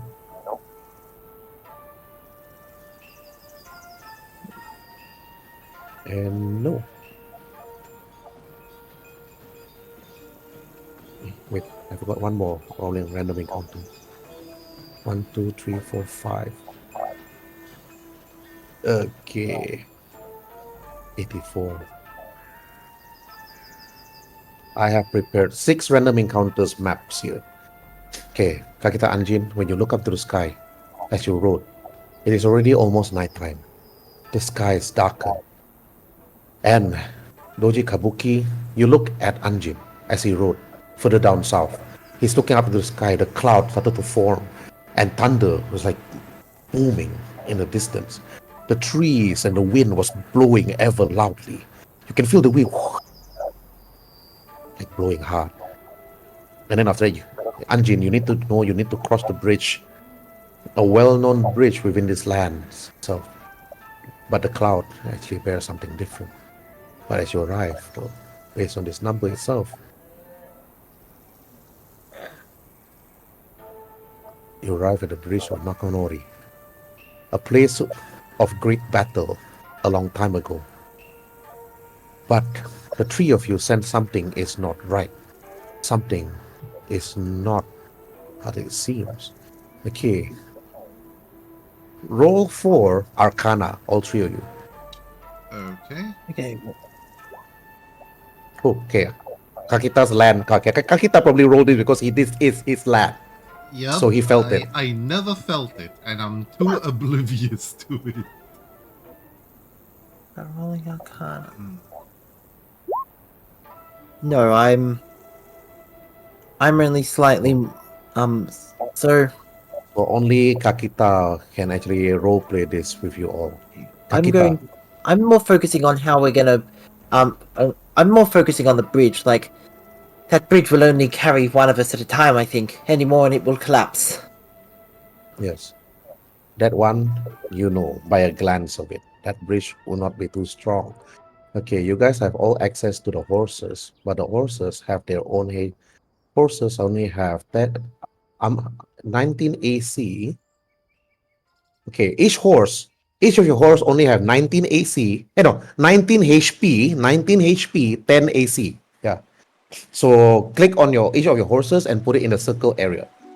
Click on the horse okay. and put in the circle 19 HP, 10 AC. 19 HP and 10 AC Nice, yeah. and 19 HP, 10 AC. Yep. And then after that, in the last circle, then you can put in its running speed, its walking speed, normal speed, which is 40 feet. Okay, the last red circle is the speed. Yeah, the speed. Okay. All right, Kakita Anjin. The moment you're about to cross the bridge, you can sense some sort of wording coming from the wind. Magical energies like coursing. Then the ground in the middle side of the bridge itself, the island that you're about to cross, the ground itself started to move, and you see damage-clad warriors coming from the floor itself. Their spirits disturbed due to the strong winds, and you can see former dead samurais coming to life. Their remains, like what was like remembered of them during the time of the war itself. Yeah, centuries ago. You're not too sure whether these warriors or warriors of Fulang, or are they just undead warriors? They just felt restless. Okay, roll for initiative. Rolling initiative. Okay. Let me just highlight my token. Oops.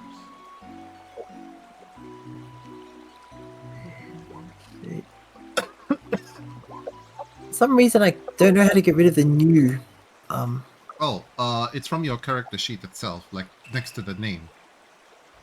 Oh, Yeah. You can just like remove it and it'll be removed automatically. Like just now, it's no longer there. okay, thank you. Mm-hmm. Oh, you don't have to roll for your horse, yeah? Your horse move at the same speed as you. Yeah. I never did. I only rolled for my thing. There we go. Yep. Mm-hmm. Your horses move at the same speed as you, same initiative as you. Mm-hmm.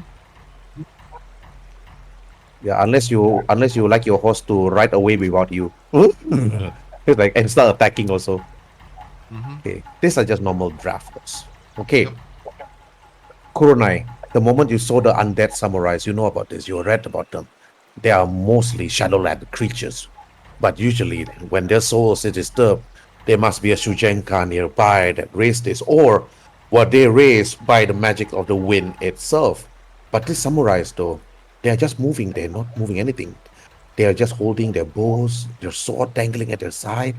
You can still use religion, though, to appease their souls and tell them Mhm. that, okay, before anything, okay, you can use your religion to see if you can appease their souls, or you can just attack.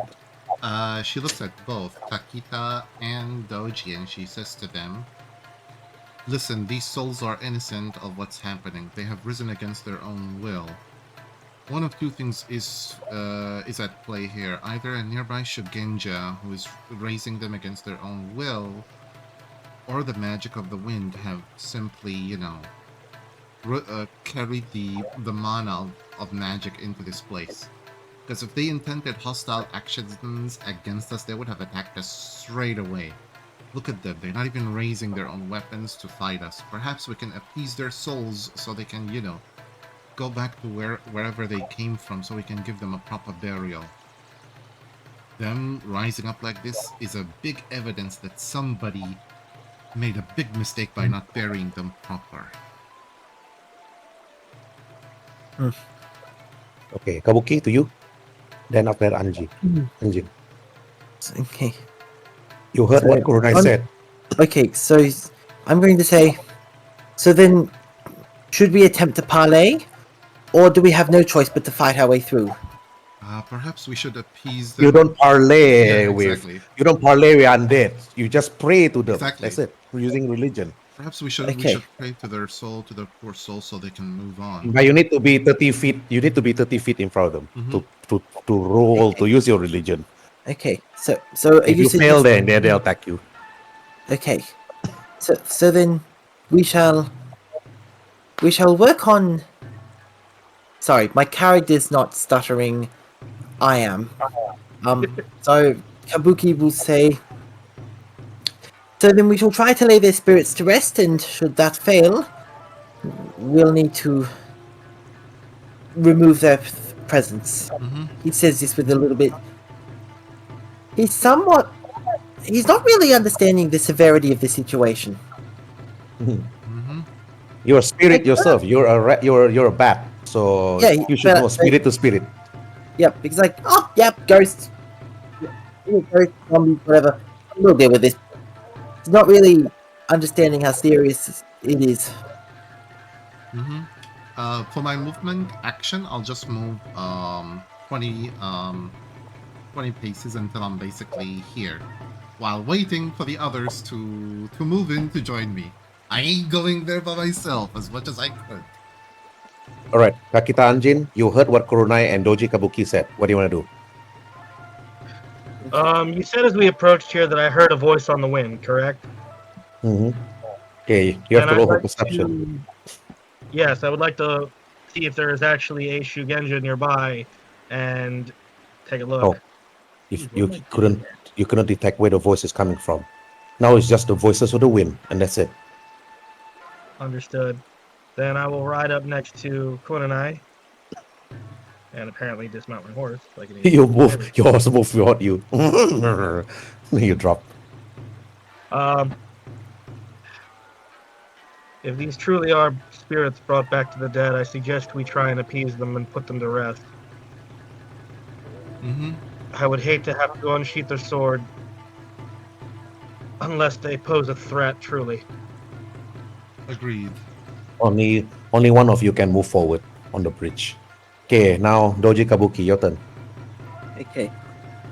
I'm going to move here for now, and I'm going to say, so who is it who will go onto the bridge first? Actually, the question you should ask is, are any one of you people religious?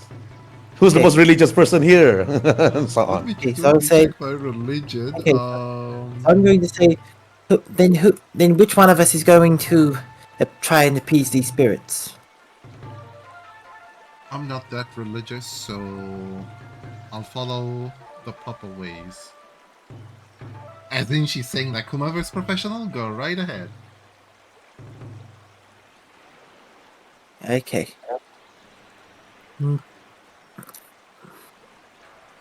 It seems then none of us are entirely equipped. But I do know a little bit about spirits. I may be able to talk to them myself. And appease their souls. We're just gonna let you go first. Try your luck. Okay. With this in mind, so I started. You need to be 30 feet. You need to be roughly 30 feet. In other words, you need to be here to be in that 30 feet range. Got it. So I'm going to make the horse. I'm going to say, no one come onto the bridge until I'm onto the island in the center of the river. So I've moved 20 feet, so I'm going to move 1, 2, 3, 4. And then I'm going to dash to move.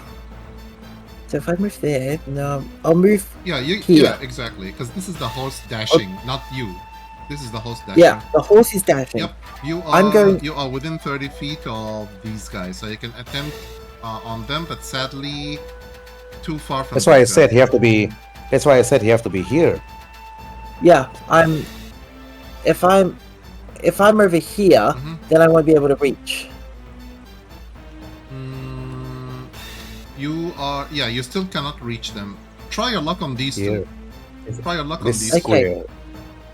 Okay. If you it's a tip. If your religion need to hit all of them, not just two. What if your religion score is bad now and worse later, or good now but bad later? Okay. The problem is the furthest ones apart is 75 feet. I won't be able to reach them all. I'll wait for them to get closer to me, and then I'll attempt. Alright. Okay, round 2. Okay, Kurenai, your turn. I'll basically move. I'll be moving here. I'll actually move. Can I ask? I'll actually move just right here, and let me see. 30 feet. Okay, I'll try religion on the one closest to me, which is this one. All of them need to hear you, not only just one person. Yeah. You're not a cleric. Yeah, but I'd rather, one at a time rather than nothing, Because at least if I were to send this one to heaven, at least Doji Kabuki's thing can become easier focusing on the remaining ones. Right. Just don't roll below 10. Okay. If you look at this one and you look at him, you pray to his soul. If you fail, he will attack you. Okay. He will attack you, but not attack Kabuki. Oh. I feel nervous now. Okay. You don't have inspiration anymore. Yeah. You use your inspiration on your own. Yeah. Agreed. Okay, here we go. Oh man, I knew it. Nope. I knew this thing. Better than a nat 1. At least it's a normal fail, but not a critical fail. And it's only against one of them, not against the whole group. So I'm grateful, for the whole thing. Okay. The boulder feels completed. This one attacks you with his bow. Wait, Attacking. I got 10, nothing. This one that you talked to earlier on took his bow and attacks you. I got a 19. Oh, that's definitely a hit. And you got 7 piercing damage. Ooh, that goes right in her shoulder. Yeah, because of your religious skill. I.e. This one attacks you with a bow. They actually ignore Doji. They'll just attack you. And I got 17. Is that a hit? Yep, it's a hit. Okay, 3 piercing. Okay. Minus. Okay, now. Okay, Kakita Anjin. You heard Kurenai was actually giving a prayer, but you're not too sure whether her prayers. Did she even say the proper words? You're unsure. But now she's being attacked by arrows. Then at that point, I just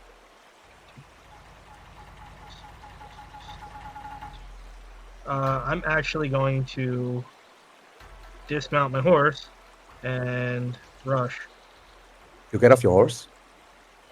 Yep. I don't want to put the horse in danger. Yes, yes, your Daiso's horse. Okay, given to you. She only got. And I'll use it. Yeah. What are you using? Dash action to Action. move up fully, and that'll be my turn for this round. Okay. This undead samurai attacking Kurenai with a short bow, ignoring you, Anjin. To them, right? You are invincible to them. They only see Kurenai. Hmm. And nothing. Okay. Doji Kabuki. They raised all their bows at Kurenai. They didn't even shoot you. Neither did they shoot at Anjin as he rushed in. Kurenai is being attacked by number of arrows. Now it's your turn. Okay. Remember, so I'm though, you going- have not used your inspiration yet. No. Yeah.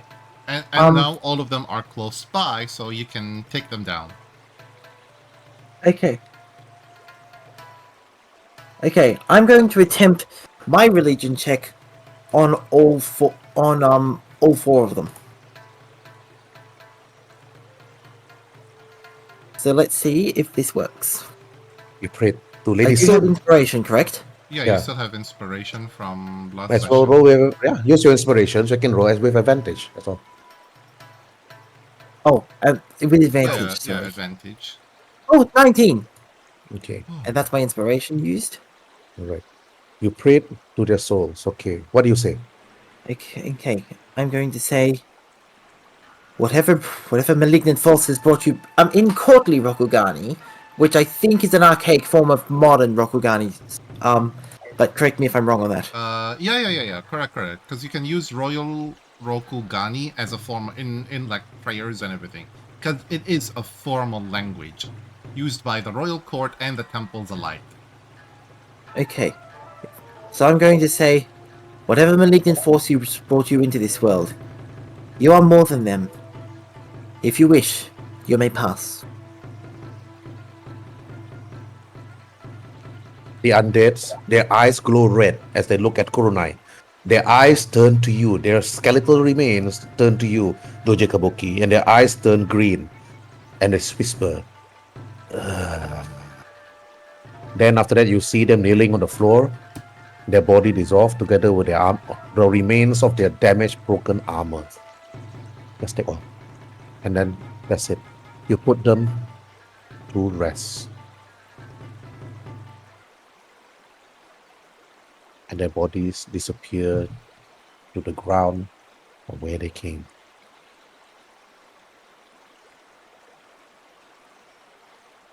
Kakita Anjin, as you rush, the moment you rush, you took out your blade. But as you're about to attack, all the undead samurais return back to the ground where they came from. Kabuto Koji, you sweat. You look at the sky. At first it was dark. Then a bit of the dark sky slowly opened a bit of the clouds, showing a bit of the sun hitting your face. But the dead samurai's armor and their weapons and their bows still remains on the floor itself, where they were destroyed. Their souls sent back to the lands where they'll be peaceful. And now, okay. Kakita Anjin, it's your turn. What do you want to do? Make sure, as I'm kind of looking around, that all of these spirits actually have returned to their resting place. My lords, I know we are on a tight schedule to return to my home village, but perhaps we should stay here and actually bury the armor that is left behind. See that those spirits never rise again. Agreed. We can gather their belongings and put them around that tree stump over here. It should serve as a shrine for them. She basically gets down from her horse and just starts gathering the various armor and that the decayed zombie corpses have left behind, the weapons and everything, and then put them around the tree stump. I believe Doji Kabuki also got down from its horse and did the same. Yes, I will do the same. These Okay. these soldiers deserve a proper burial, and and they do not, and they need not. And when I say I wish for them to rest, I wish for them to rest. All So right. I will help. So I will help them rest. Mm-hmm. Right. You all did that. You took their remains, whatever, their armor, their samurai sword, which is rusty, of course, rusty and broken and bloody. Their armor's bloody. You look at their armor though. Various armors are here, not only just like one clan, but you notice that it's actually lion, phoenix, and crab. No banners left behind, right? Oh, you have to roll for perception for that. Okay, I'll actually roll for perception because this one would help me in a certain way. Oh, not enough. Oh, okay. DC is 15. Oh, okay. She just like arranged the armor to be like on the tree stump itself, followed by the weapons, depending on the condition. If they are broken, they go like last, and the intact, and so on and so forth. Okay, you did that. Mm-hmm. Anjin, you also did that. You pick up and you put them on the tree, near the tree itself, then put Thank them you. nicely. Then, okay, what do you want to do, Anjin? After I'm certain that the spirits have been, appeased and put to rest, I would go grab my horse once again and ride over. Okay, you ride over. Yep. Okay, then Doji Kabuki, to you last. You put them nicely. You give them a simple last prayer Yes. as you're about to leave. Yep. And after making certain that they have been buried in the correct way, I will get back on my horse, and I'm Okay. going to and I will say, now remember, only one of us can be on the bridge at a time. Any more than that and it will collapse. Mm-hmm. Then lead the way.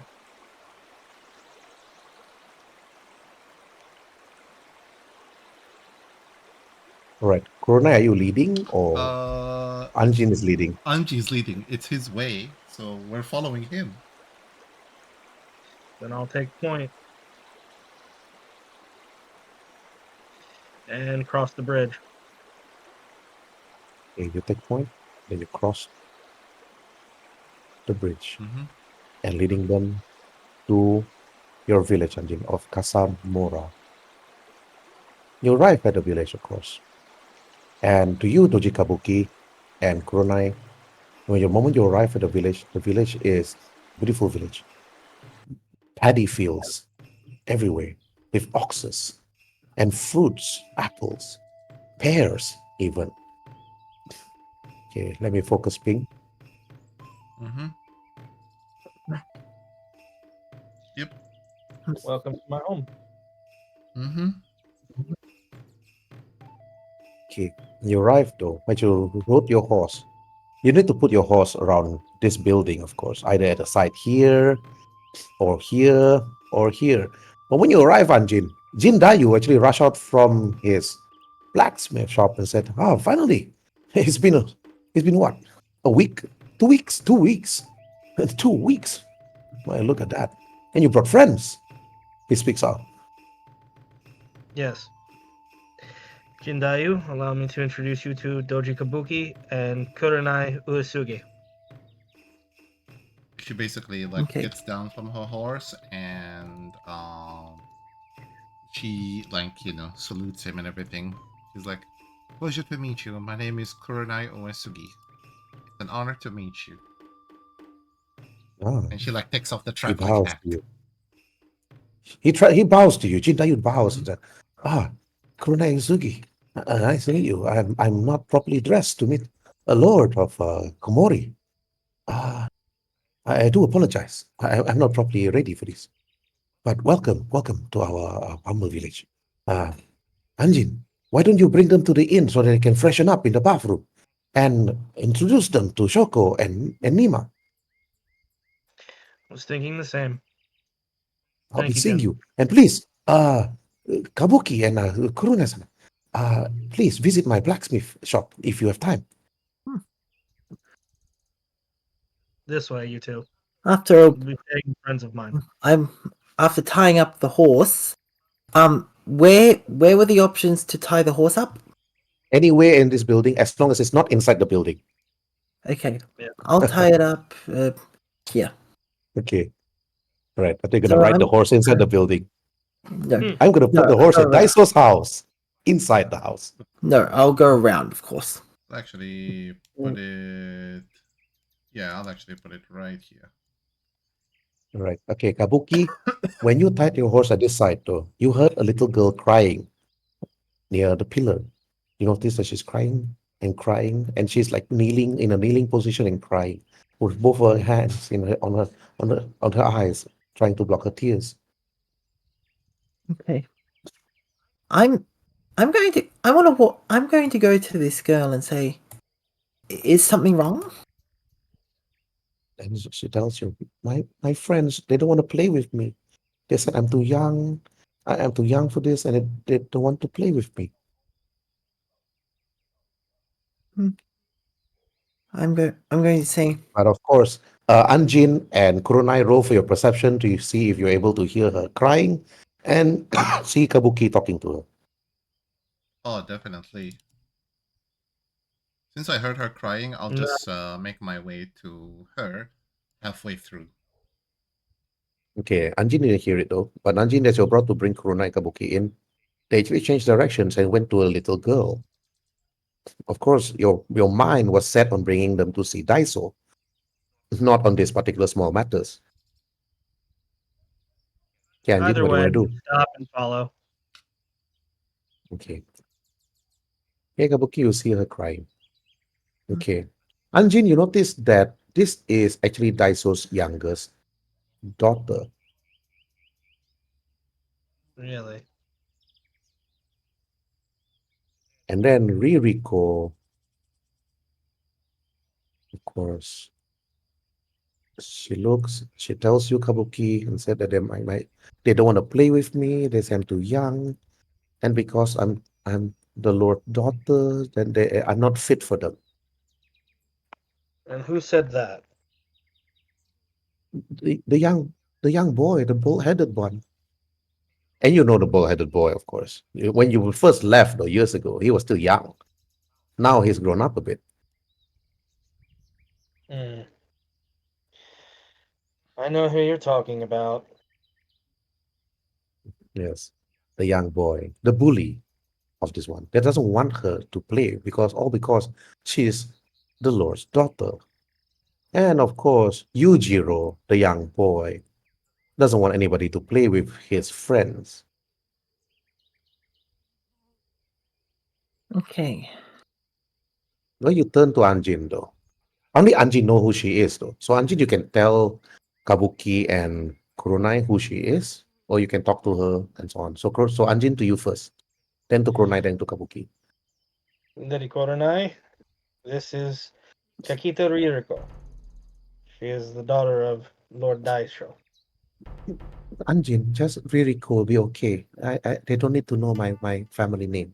That's why she never reveal her family name. She doesn't want people to know. She's ashamed of being called Kirita, of course. Kakita. Forgive me, but here we go. Is your father around? My father heard you were coming. And then she was like still sniffing and still crying. She's waiting for you at the normal meeting house with my sister. Then how about this? I will go and speak with Yujiro and set things right. If you can run and tell your father that we have arrived. Okay, roll for your persuasion. And then she bows. Okay. Then she said, and so on. The two of you, you're here to see my father, right? Pointing at Kurenai and Mhm. Kabuki. I just simply nod at her, and Kuruna basically gently approach her to wipe her tears off and tell her, "You don't have to cry, okay? Remember, they only bully you because they are afraid that you might become better than them. Look at me. I'm a girl, and no one is bullying me because I proved myself to be better than them, and I have earned their That respect." Then she points at you. Are you sure you were not bullied? Look, you're bleeding on your arms and your leg because you didn't heal yourself, of course. Yeah, yeah, yeah, From yeah, the arrow. yeah, yeah, yeah. She like just simple bandages on them and everything. It's like those bandages. I have those injuries. I have sustained them. Okay, you have to roll for your persuasion on her because she noticed the injuries Yeah. on you. You said you were not bullied. Okay. Yeah, yeah. Okay. Ta. Oh, okay. Thank God. Okay, good Yeah, enough. good enough. Luckily, this. Just like smiles at her. On my way here, I encountered some misplaced souls whom I did not fight them, but they have no choice but to fight me. So my friends and I have prayed for them, and we never had to fight them. These injuries are simply my own personal badges of honor. Mm. Then she's like, I will be strong. Then she clenches her fist. Then she looks at you, Kabuki. Okay, Kabuki, now it's your turn. Okay. So, Ririko, your name was then. She said, Ririko. And But you she doesn't are... want to be, but she also heard that she doesn't want to be called Kakita. She doesn't Okay. want people to know her last name. No problem. family name. I can work with this. So, Ririko, you say that there is a boy who will not allow you to play with him. Yujiro-chan. She said I'm too young, and because my father will scold them if anything happened. You think perhaps I could have a talk with this boy? Sure. Do you want me to bring you to Yujiro, or do you want me to bring you to my father? No need for either of those. Just tell me where this Yujiro is, and I will see him personally. I do not want you encountering him and being bullied further. You follow the stream down south. They're always playing behind the inn. This inn, she points to this inn. And just down south, they're always playing together with the other kids. Not a problem. I'll be able to talk. I'll be able to help them see reason. All right. Okay, Kabuki and Anjin, you two went down to confront the children, while Kiriko brings Kurenai to the meeting. As we're both walking, Anjin would turn to Kabuki. You should probably go with the Lord. I don't mean any offense, but these children know me. I've been here for quite a while. A stranger approaching them and chastising them might cause more undue issues than necessary. This does make sense. I understand fully. Very well then. But if you're having any trouble, by all means, feel free to contact me. And with this in mind, with children, and I think we are farther and worse places. I even was aware. okay. So with this in mind, Anjin seems pretty confident he can do this. So I'm going to.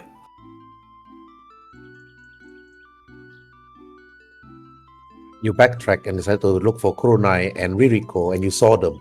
Ririko just standing outside the building together with Kurenai.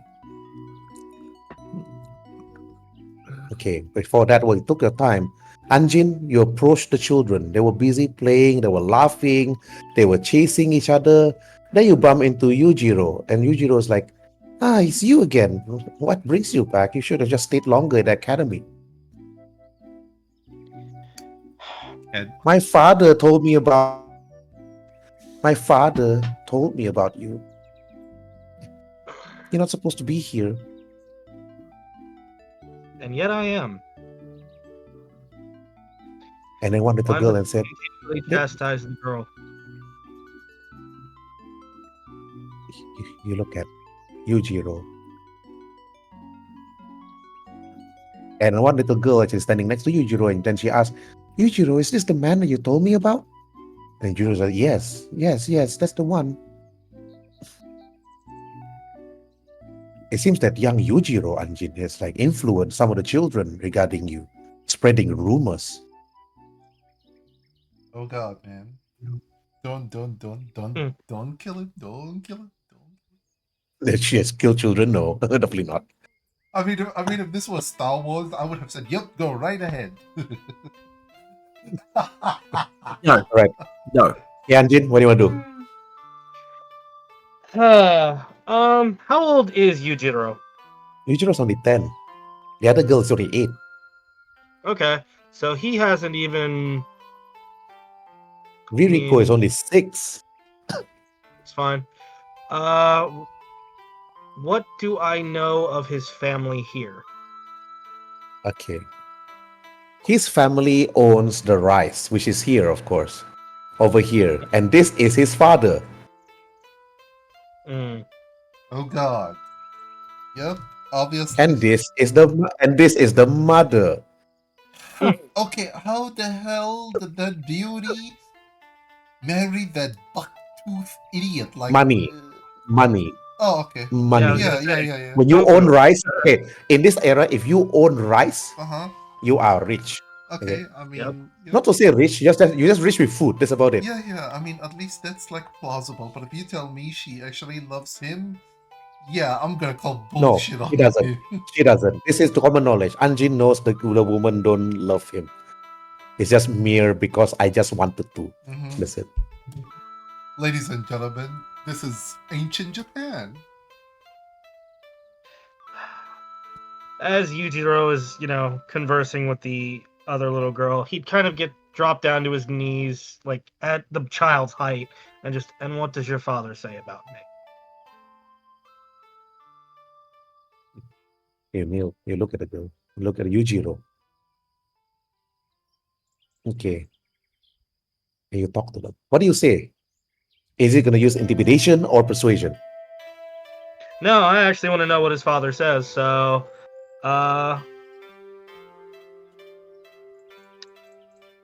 with Okay. me being in this village for so long, could I have learned any rumors or any gossip that kind of got around the village? Okay. If Yujiro is 10 now, let's just assume you take 4 years, maybe, or 2 years. So he was 8 if when you go for the academy. So that means he only know about this. That means the rumor already spread years when you were a young child. So the rumor's been around ever since you were 10 years old yourself, maybe, or younger, before you went to the academy. So how old is your character now?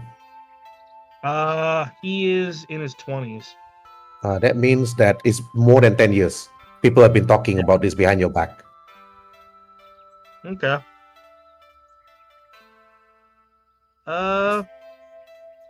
That's why right your parents' home is not here. I just want to I'm still looking for the names and images so that they Yeah, are living somewhere near the rivers. You have your own home by yourself, away from the other houses.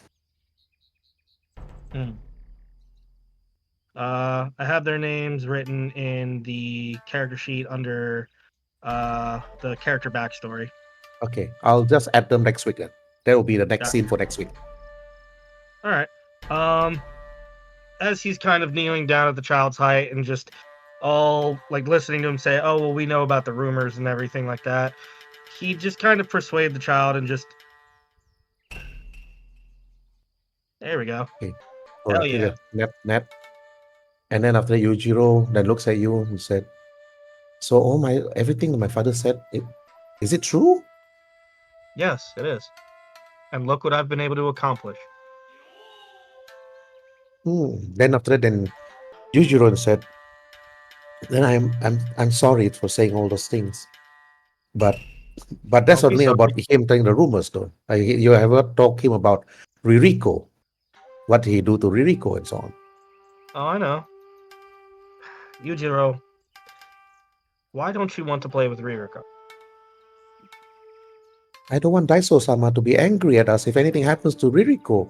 If Ririko falls, every single time when Ririko falls or she get dirty, she will cry running and tell the father, and we will get in trouble. All right. And if I have Ririko promise that she will not tell her father? if you can tell Ririko that she doesn't tell her father that every single thing that happened to her, then we will bring her to play with us. All right. You have to understand, as you get older, Ririko is in a different position than you are. She has many duties that will eventually fall on her head that you will never have to experience. When the time comes, it might be better for you to be her friend than for her to remember you simply as a bully. Yujiro bows his head. I will remember that. Good. Go back to playing, you guys. Have fun. I'll speak with Ririko. Then they start playing. Then they let you pass.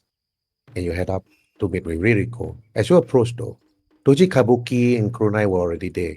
Ririko then looked to you, Kurenai, and she said, my father and my sister's already waiting for you, Kurenai and Kabuki.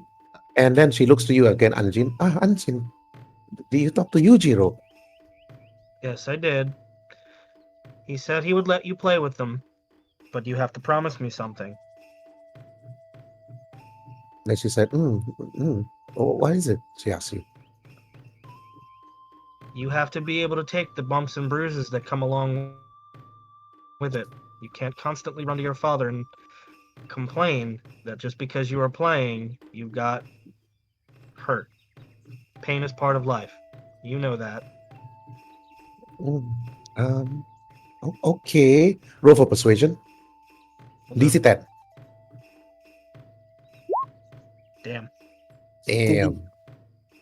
I keep suggest that rolling. Kabuki and Kurenai also join in the conversation. Okay. His delivery of the I will say, his delivery of this matter might not be as proficient as it should be, but he is speaking truth. Not everything can be completely pain-free. Only through pain can we grow. And be better people through learning from pain. Okay. And roll for persuasion because Ririko continued and told Anjin, it's my father. If anything happens, I have to report back to tell my father. If anything happens to me, that's what she tells straight to you based on your persuasion of 5. And now Kabuki, roll for your persuasion. I see. Roll for persuasion DC 10. Got it. 20. Yeah. I'm going to say I want to. So now that I understand she has to tell her father everything, I will ask, why is it so important I'm not saying don't tell your father. What I'm saying is your father is right to be concerned for you, but that does not necessarily mean that everything that happens when you're with them is their fault. If they deliberately hurt you, that's different. But if you just happen to fall, then you just happen to fall. It's no one's fault. Okay. Miriko is supposed to be one day when she grows up. One day she's gonna be somebody. I don't want to spoil it too much, but it depends on the three of you how things happen in this timeline. Okay. Okay. But I was ready to. Then she listens. Yeah. Hey, Kurenai, to you. You heard what Kabuki said. You heard what Kabuki said. Kabuki actually have some good reasoning with young Ririko. I just simply tell her this while like smiling and getting down to her level. I just tell her, Ririko, just go out and play, and if you fall, just get up, clean yourself, and keep playing, okay? And I just like rub her head. This is about like as simplest as it can get to a child. Just, get up, don't cry, just get up, clean yourself, and keep playing. Persuasion. Yeah. Okay. It's a pass. Then she looks at you, Kurenai, and said, Okay, I thought you're going to use the line from Batman Begins. What happens when you fall? You get better up. Okay, anyways. Ririko actually looked and smiled. Then she bows. And then after that, I'll remember that. Then she started running and joined and start waving at the kids. And then I'll join you. And so on. Okay. Yujiro. Okay, if you guys play Samurai Showdown, you probably will know who Yujiro is. I'm so sorry. Even over the even over the ambient music, what Kurenai just said has got me thinking Chumbawamba in my head. I mean, I talked to her like a child. You gave her a speech, like an excellent speech, mind you, an excellent speech. But still, I doubt she comprehended the basics of that speech. So I talked to her like a child. Go out, play. If you fall, clean yourself, and get back to playing. Playing doesn't stop until you either cry or your mother calls you. I get knocked down, but I get up again. Yep, exactly. I was thinking of that song when I was talking to her. I was like, yep. But yeah, I think, you know what though? One day she's going to understand what I've said, and when that day comes, she'll be a better person for it. Okay, Kurenai, you can't enter the room first. It have to be Anjin that Oh, brings you in. definitely. Which is why I'm like just waiting at the door. Anjin would step, once again, knock.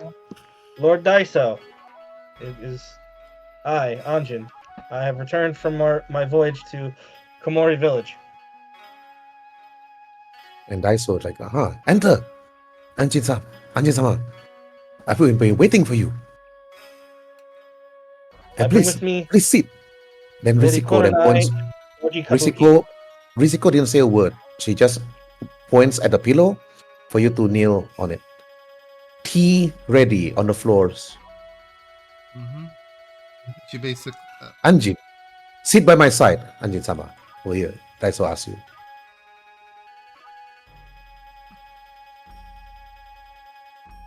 She Okay, Kurenai, you first. Yeah, Okay, yeah. you enter. Yeah, she- You look at Daiso-sama. picks out like her travel clothing, and she's like, excuse, what's the? Oh yeah. I now know the English meaning. Forgive our intrusion. As she basically, sits and respectfully, sit in front of them and bow. Like, thank you for having us. She's very, And then he very bows much to you. formal. No, the pleasure is mine. Okay, then Doji Kabuki, Kurenai entered. Then your turn. I will say, if I am allowed to enter as well, Kakita Domo, then I would be glad to have your presence. Daiso-sama, no, the pleasure is mine. Kabuki-san, for you to actually bring me your presence. It's been a while for me to actually hear what you. I heard stories, Kabuki-san, stories that I refuse to believe, stories that I want to see for myself. And that's Anjin have done a good job to bring you here. And then he bows to you again, Anjin. Anjin, you are indeed a man worthy of your words. But again, the people have failed to see the things that you have done, the things that your family could have done. But there is a matter of importance that I want to speak to you, Kabuki-san, Kurenai-san, since you are here. There is current turmoil at this very moment. The Lion Clan, the Phoenix, Scorpion Clan. I have been asked to attend a particular meeting with them. I would like you to join me in this, if you want to, of course. But I also heard that you have something of more importance. Your village is new, I heard. But other than following me to meet up with the lion, the phoenix, and the crab, and the scorpion, I would also want to help you in your time of need. Ask of it, and I will help. And with Anjin at your side, you will grow to be a strong clan. Okay. Now to Anjin, you can roleplay, then followed by Kabuki, and lastly Kurenai. He would immediately, bow. Thank you, Lord Daiso. I appreciate everything you have done for me. But I must also say that I was taken aback to hear that you wished for me to join Lady Kurenai. But now, after traveling with them and seeing what they're capable of and what their goals are, I must admit I'm clearly not as wise as I thought I was. And I will be joining them. I'm pleased to hear that, Anjin, that you are assisting Kurunai's well-being and Kabuki.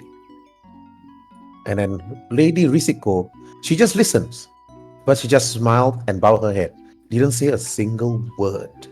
Okay, next is Kabuki. Kabuki, you notice that Lady Risiko, she didn't say much. It's not, she's the oldest daughter, but she's there just in case she need to take over Daiso.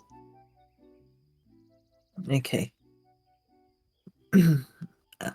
I, I, I would like to say, if you would be willing to have me as well, perhaps a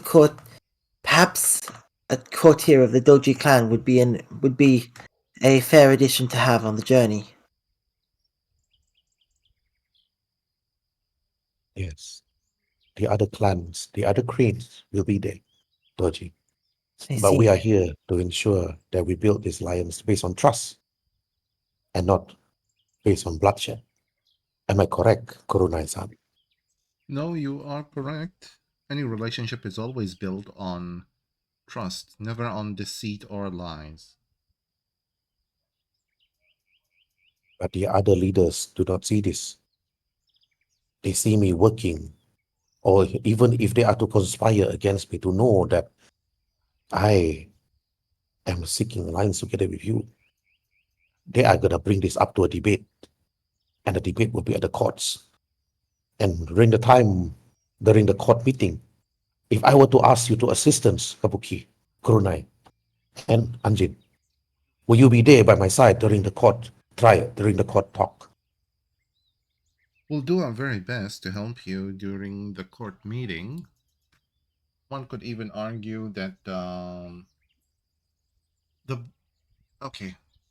Do you know the bridge leading to your beloved village has some sort of undead samurai roaming around it? Risiko then first time opened her mouth. The dead have been buried there, hundreds of them. But unfortunately, we saw 4 of them rose up all on their own. Don't worry, we never fought them nor even insulted them. We prayed to No, their souls and we sent them back. We have a small shrine just built there on a tree stump with their items and personal belongings still there. Various clans, almost down to the hundreds of them, known and unknown clans to me. One could argue that we helped Risiko, you to solve the... Yeah. Risiko, Risiko then continued. I am not in the expertise to actually answer this, but Miss Algomi may know more. He have journeyed past the rivers towards the east. He must have found something. Then Anjin, you heard what Risiko said. Miss Algomi. But during that time though, during the 3 days that you were there at Kurenai's village, you did go to the merchant. You did actually buy the bat wings with your 5 silver pieces. Okay, during that time though, I just want you to roll for your persuasion when you were there, DC 15, to see if you can get any additional ingredients during that 3 days time. Oh no, he didn't manage to. Yeah, you just managed to get the bat wings to buy and give to Misao later on. You remembered Misao. Misao no more. That's what Riziko said. Then Daiso then continued. So he's saying that shallow land creatures is raising and it's like around our lands? Anjin, you heard what Daiso said. Now it's your turn. Yes, they speak truth. Then I want this to be further investigated. Doesn't matter. I will send my soldiers over to check on the river to see if there's anything wrong, to seek out for this mysterious thing. Do you see anything or hear anything? They came from it. Any strong mists or dark clouds? Okay, Kabuki, to you. Okay. The skies did darken around that bridge until the spirits were laid to rest, yes. If this truly is the work of the Kumo, then this bears ill tidings for.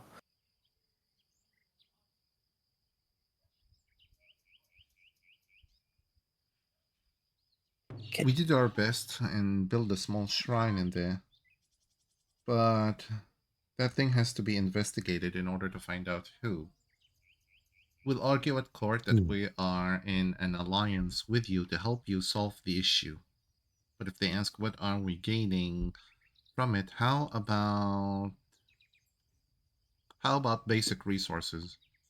Lumber, stone, construction tools, that sort of thing. That way. Okay, roll for your persuasion on Daiso. Mm-hmm. I'm rolling for his insight. Okay. Can I get assistant Doji Kabuki and Mr. Anji? Yeah, assistance. Anjin can roll for assistance. Assistance is you need to beat a DC 10 on the skill that you roll to give advantage to the player that's going to roll for it. Okay, Gotcha. who has to assist? Anjin or Kabuki? I'll present. I'll help. Okay, Yes, roll for your please. persuasion. Ooh. Oh, 20. Okay, now Corona, you got advantage. Uh-huh. Don't disappoint the 20 roll. Yep. Okay. Hey, I mean, Kabuki can still roll for yeah, persuasion also to give you that +1 bonus. +2, you mean? Or plus Yeah, two if you +2. yeah, +2. Okay, Kabuki, give me a +2. Oh, of course.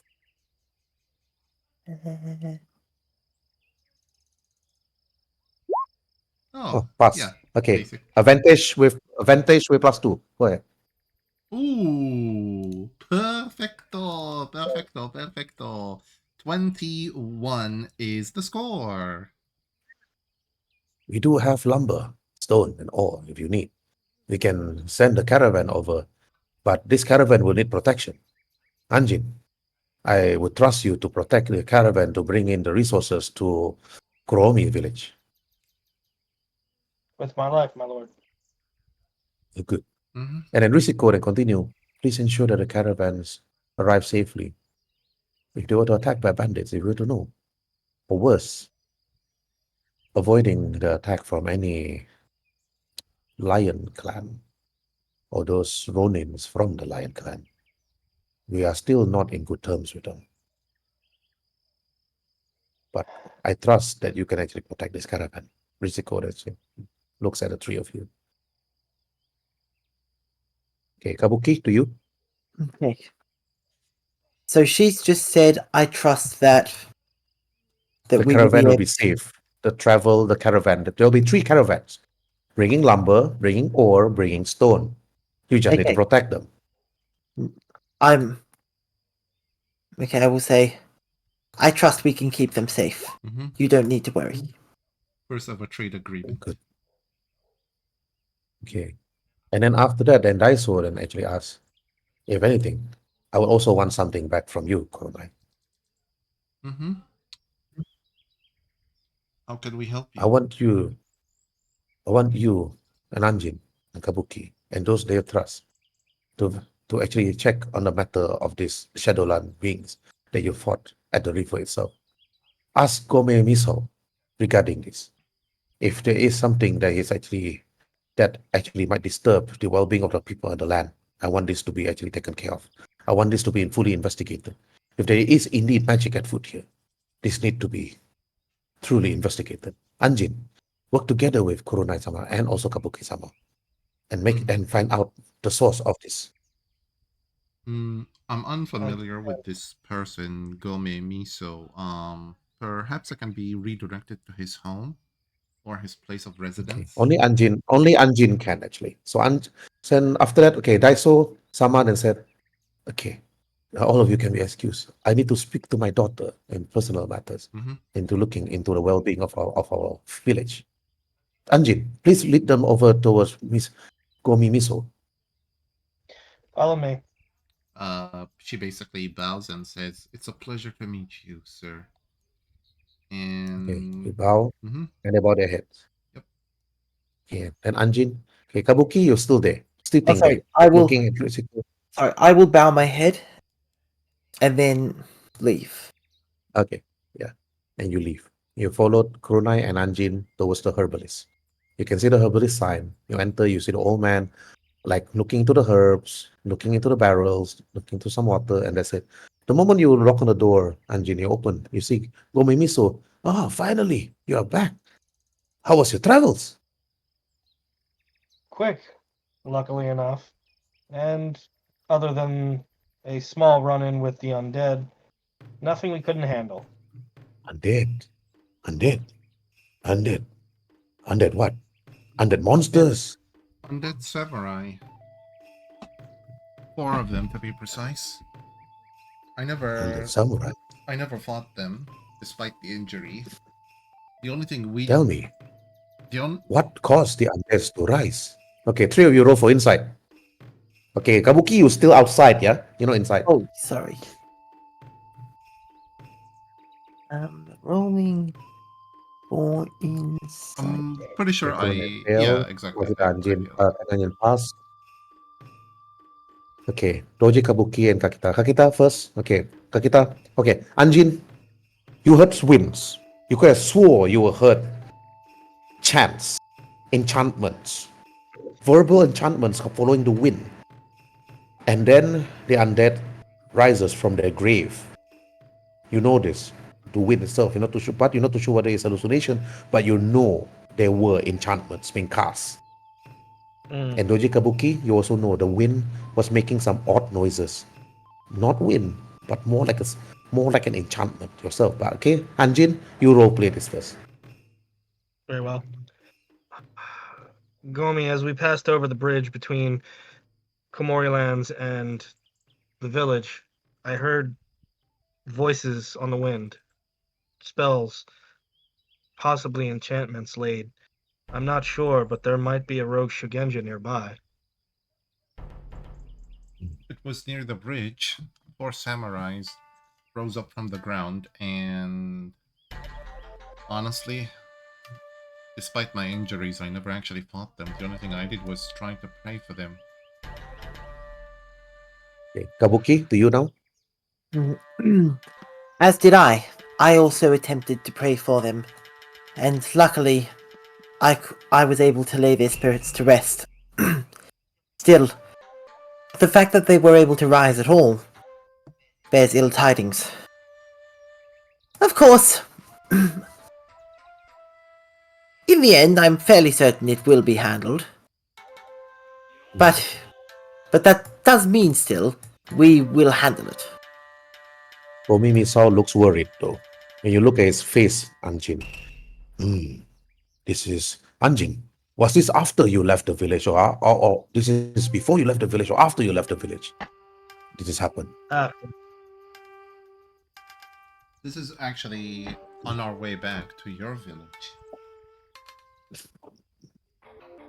Ah, that is, I believe that is perhaps a cause of a rogue Sujenka. The winds itself. The voice of the Sujenka follows the wind. Then will understand that he or she was very far away. Because when the Sujenka casts a spell using the wind itself will follow the voice. I want you to actually follow the voice itself. Or follow the river towards the east, Anjin. But this needs further investigation. But there are many things that you need to do. But I'm sure if you're unsure, I'm sure if you want to take this task though. Did Lord Daiso ask you to investigate on this? Yes, he did. Then after that, then he rummaged through his rooms, stuff, going through. Then he passed you a map. There is an old ruin here, an old battleground, an old castle, used by 4 old lords when they were fighting the creatures of the Shadowland. I want you to investigate this old ruin if you want to, Anjin. Okay, this is a side quest, not a main quest. The main quest is to bring the caravan up north. Okay, this is a side quest. So the side quest is to investigate the ruins further towards the northeast. But the caravan is most important to Kurenai. So the moment you saw that map, Anjin, and you saw that thing, also Kurenai and Kabuki. Kurenai in your head is like, you need to bring your resources back. You promised to actually protect the caravan. But at the same time, Kabuki, the caravan is important. It is your primary objective, of course. But what if you were attacked by more undeads? Should you deal with the undead first, or this rogue Sujenka, then you bring the caravan? Or you bring the caravan and face the Sujenka and the undeads during your travel up north? But this would be decided now. Okay, Kurenai to you first, then followed by Kabuki, and lastly Anjin. Okay, Kurenai, one rope reaction, whatever. Yeah, she basically looks at the map, does all the calculation in her head, and she's like, the caravan is important to our clan at the moment as we need the resources, but that means we could get ambushed by both bandits and undead at the same time. Even though the bandit and the undead will never have allied with each other, but that does not mean they will not, use this moment to attack us together. I say let's take care of the undead problem, that way we have one less enemy to worry about, and that way the roads are much safer, not just for us, but for everybody else in this region. The undead are a blight upon everybody, not just us. Okay, Kabuki, to you. I would happy. I still believe that our fledgling nation won't survive without resources. I would very strongly suggest we protect the caravan, but if an opportunity comes to find this rogue Shujenga, then we take it. If the opportunity doesn't come, I suggest we will still find a way. Mm-hmm. All right, lastly Anjin, to you. I agree. I believe we should go after this this Ronin Shugenja first. As you have said, Lady Kurenai, they are a blight against everyone, not just those who would travel the roads. Mm-hmm. Agreed. So let's start tracking this rogue Shugenja and put an end to him and his wicked ways.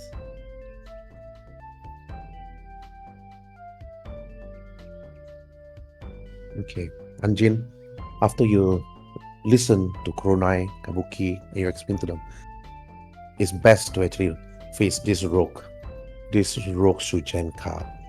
And then the first thing Kabuki and Kurenai you did was you need to send a messenger as fast as possible towards your village to seek the help of Hitsumi and also the Naga. But you will go into the ruins and face the Sujenka, if there's any, of course. And this will be the next coming episode. And then to be continued. Mm-hmm. Aizen, are you going to stop the recording? Oh, sorry. Sorry, my bad. See you guys next week.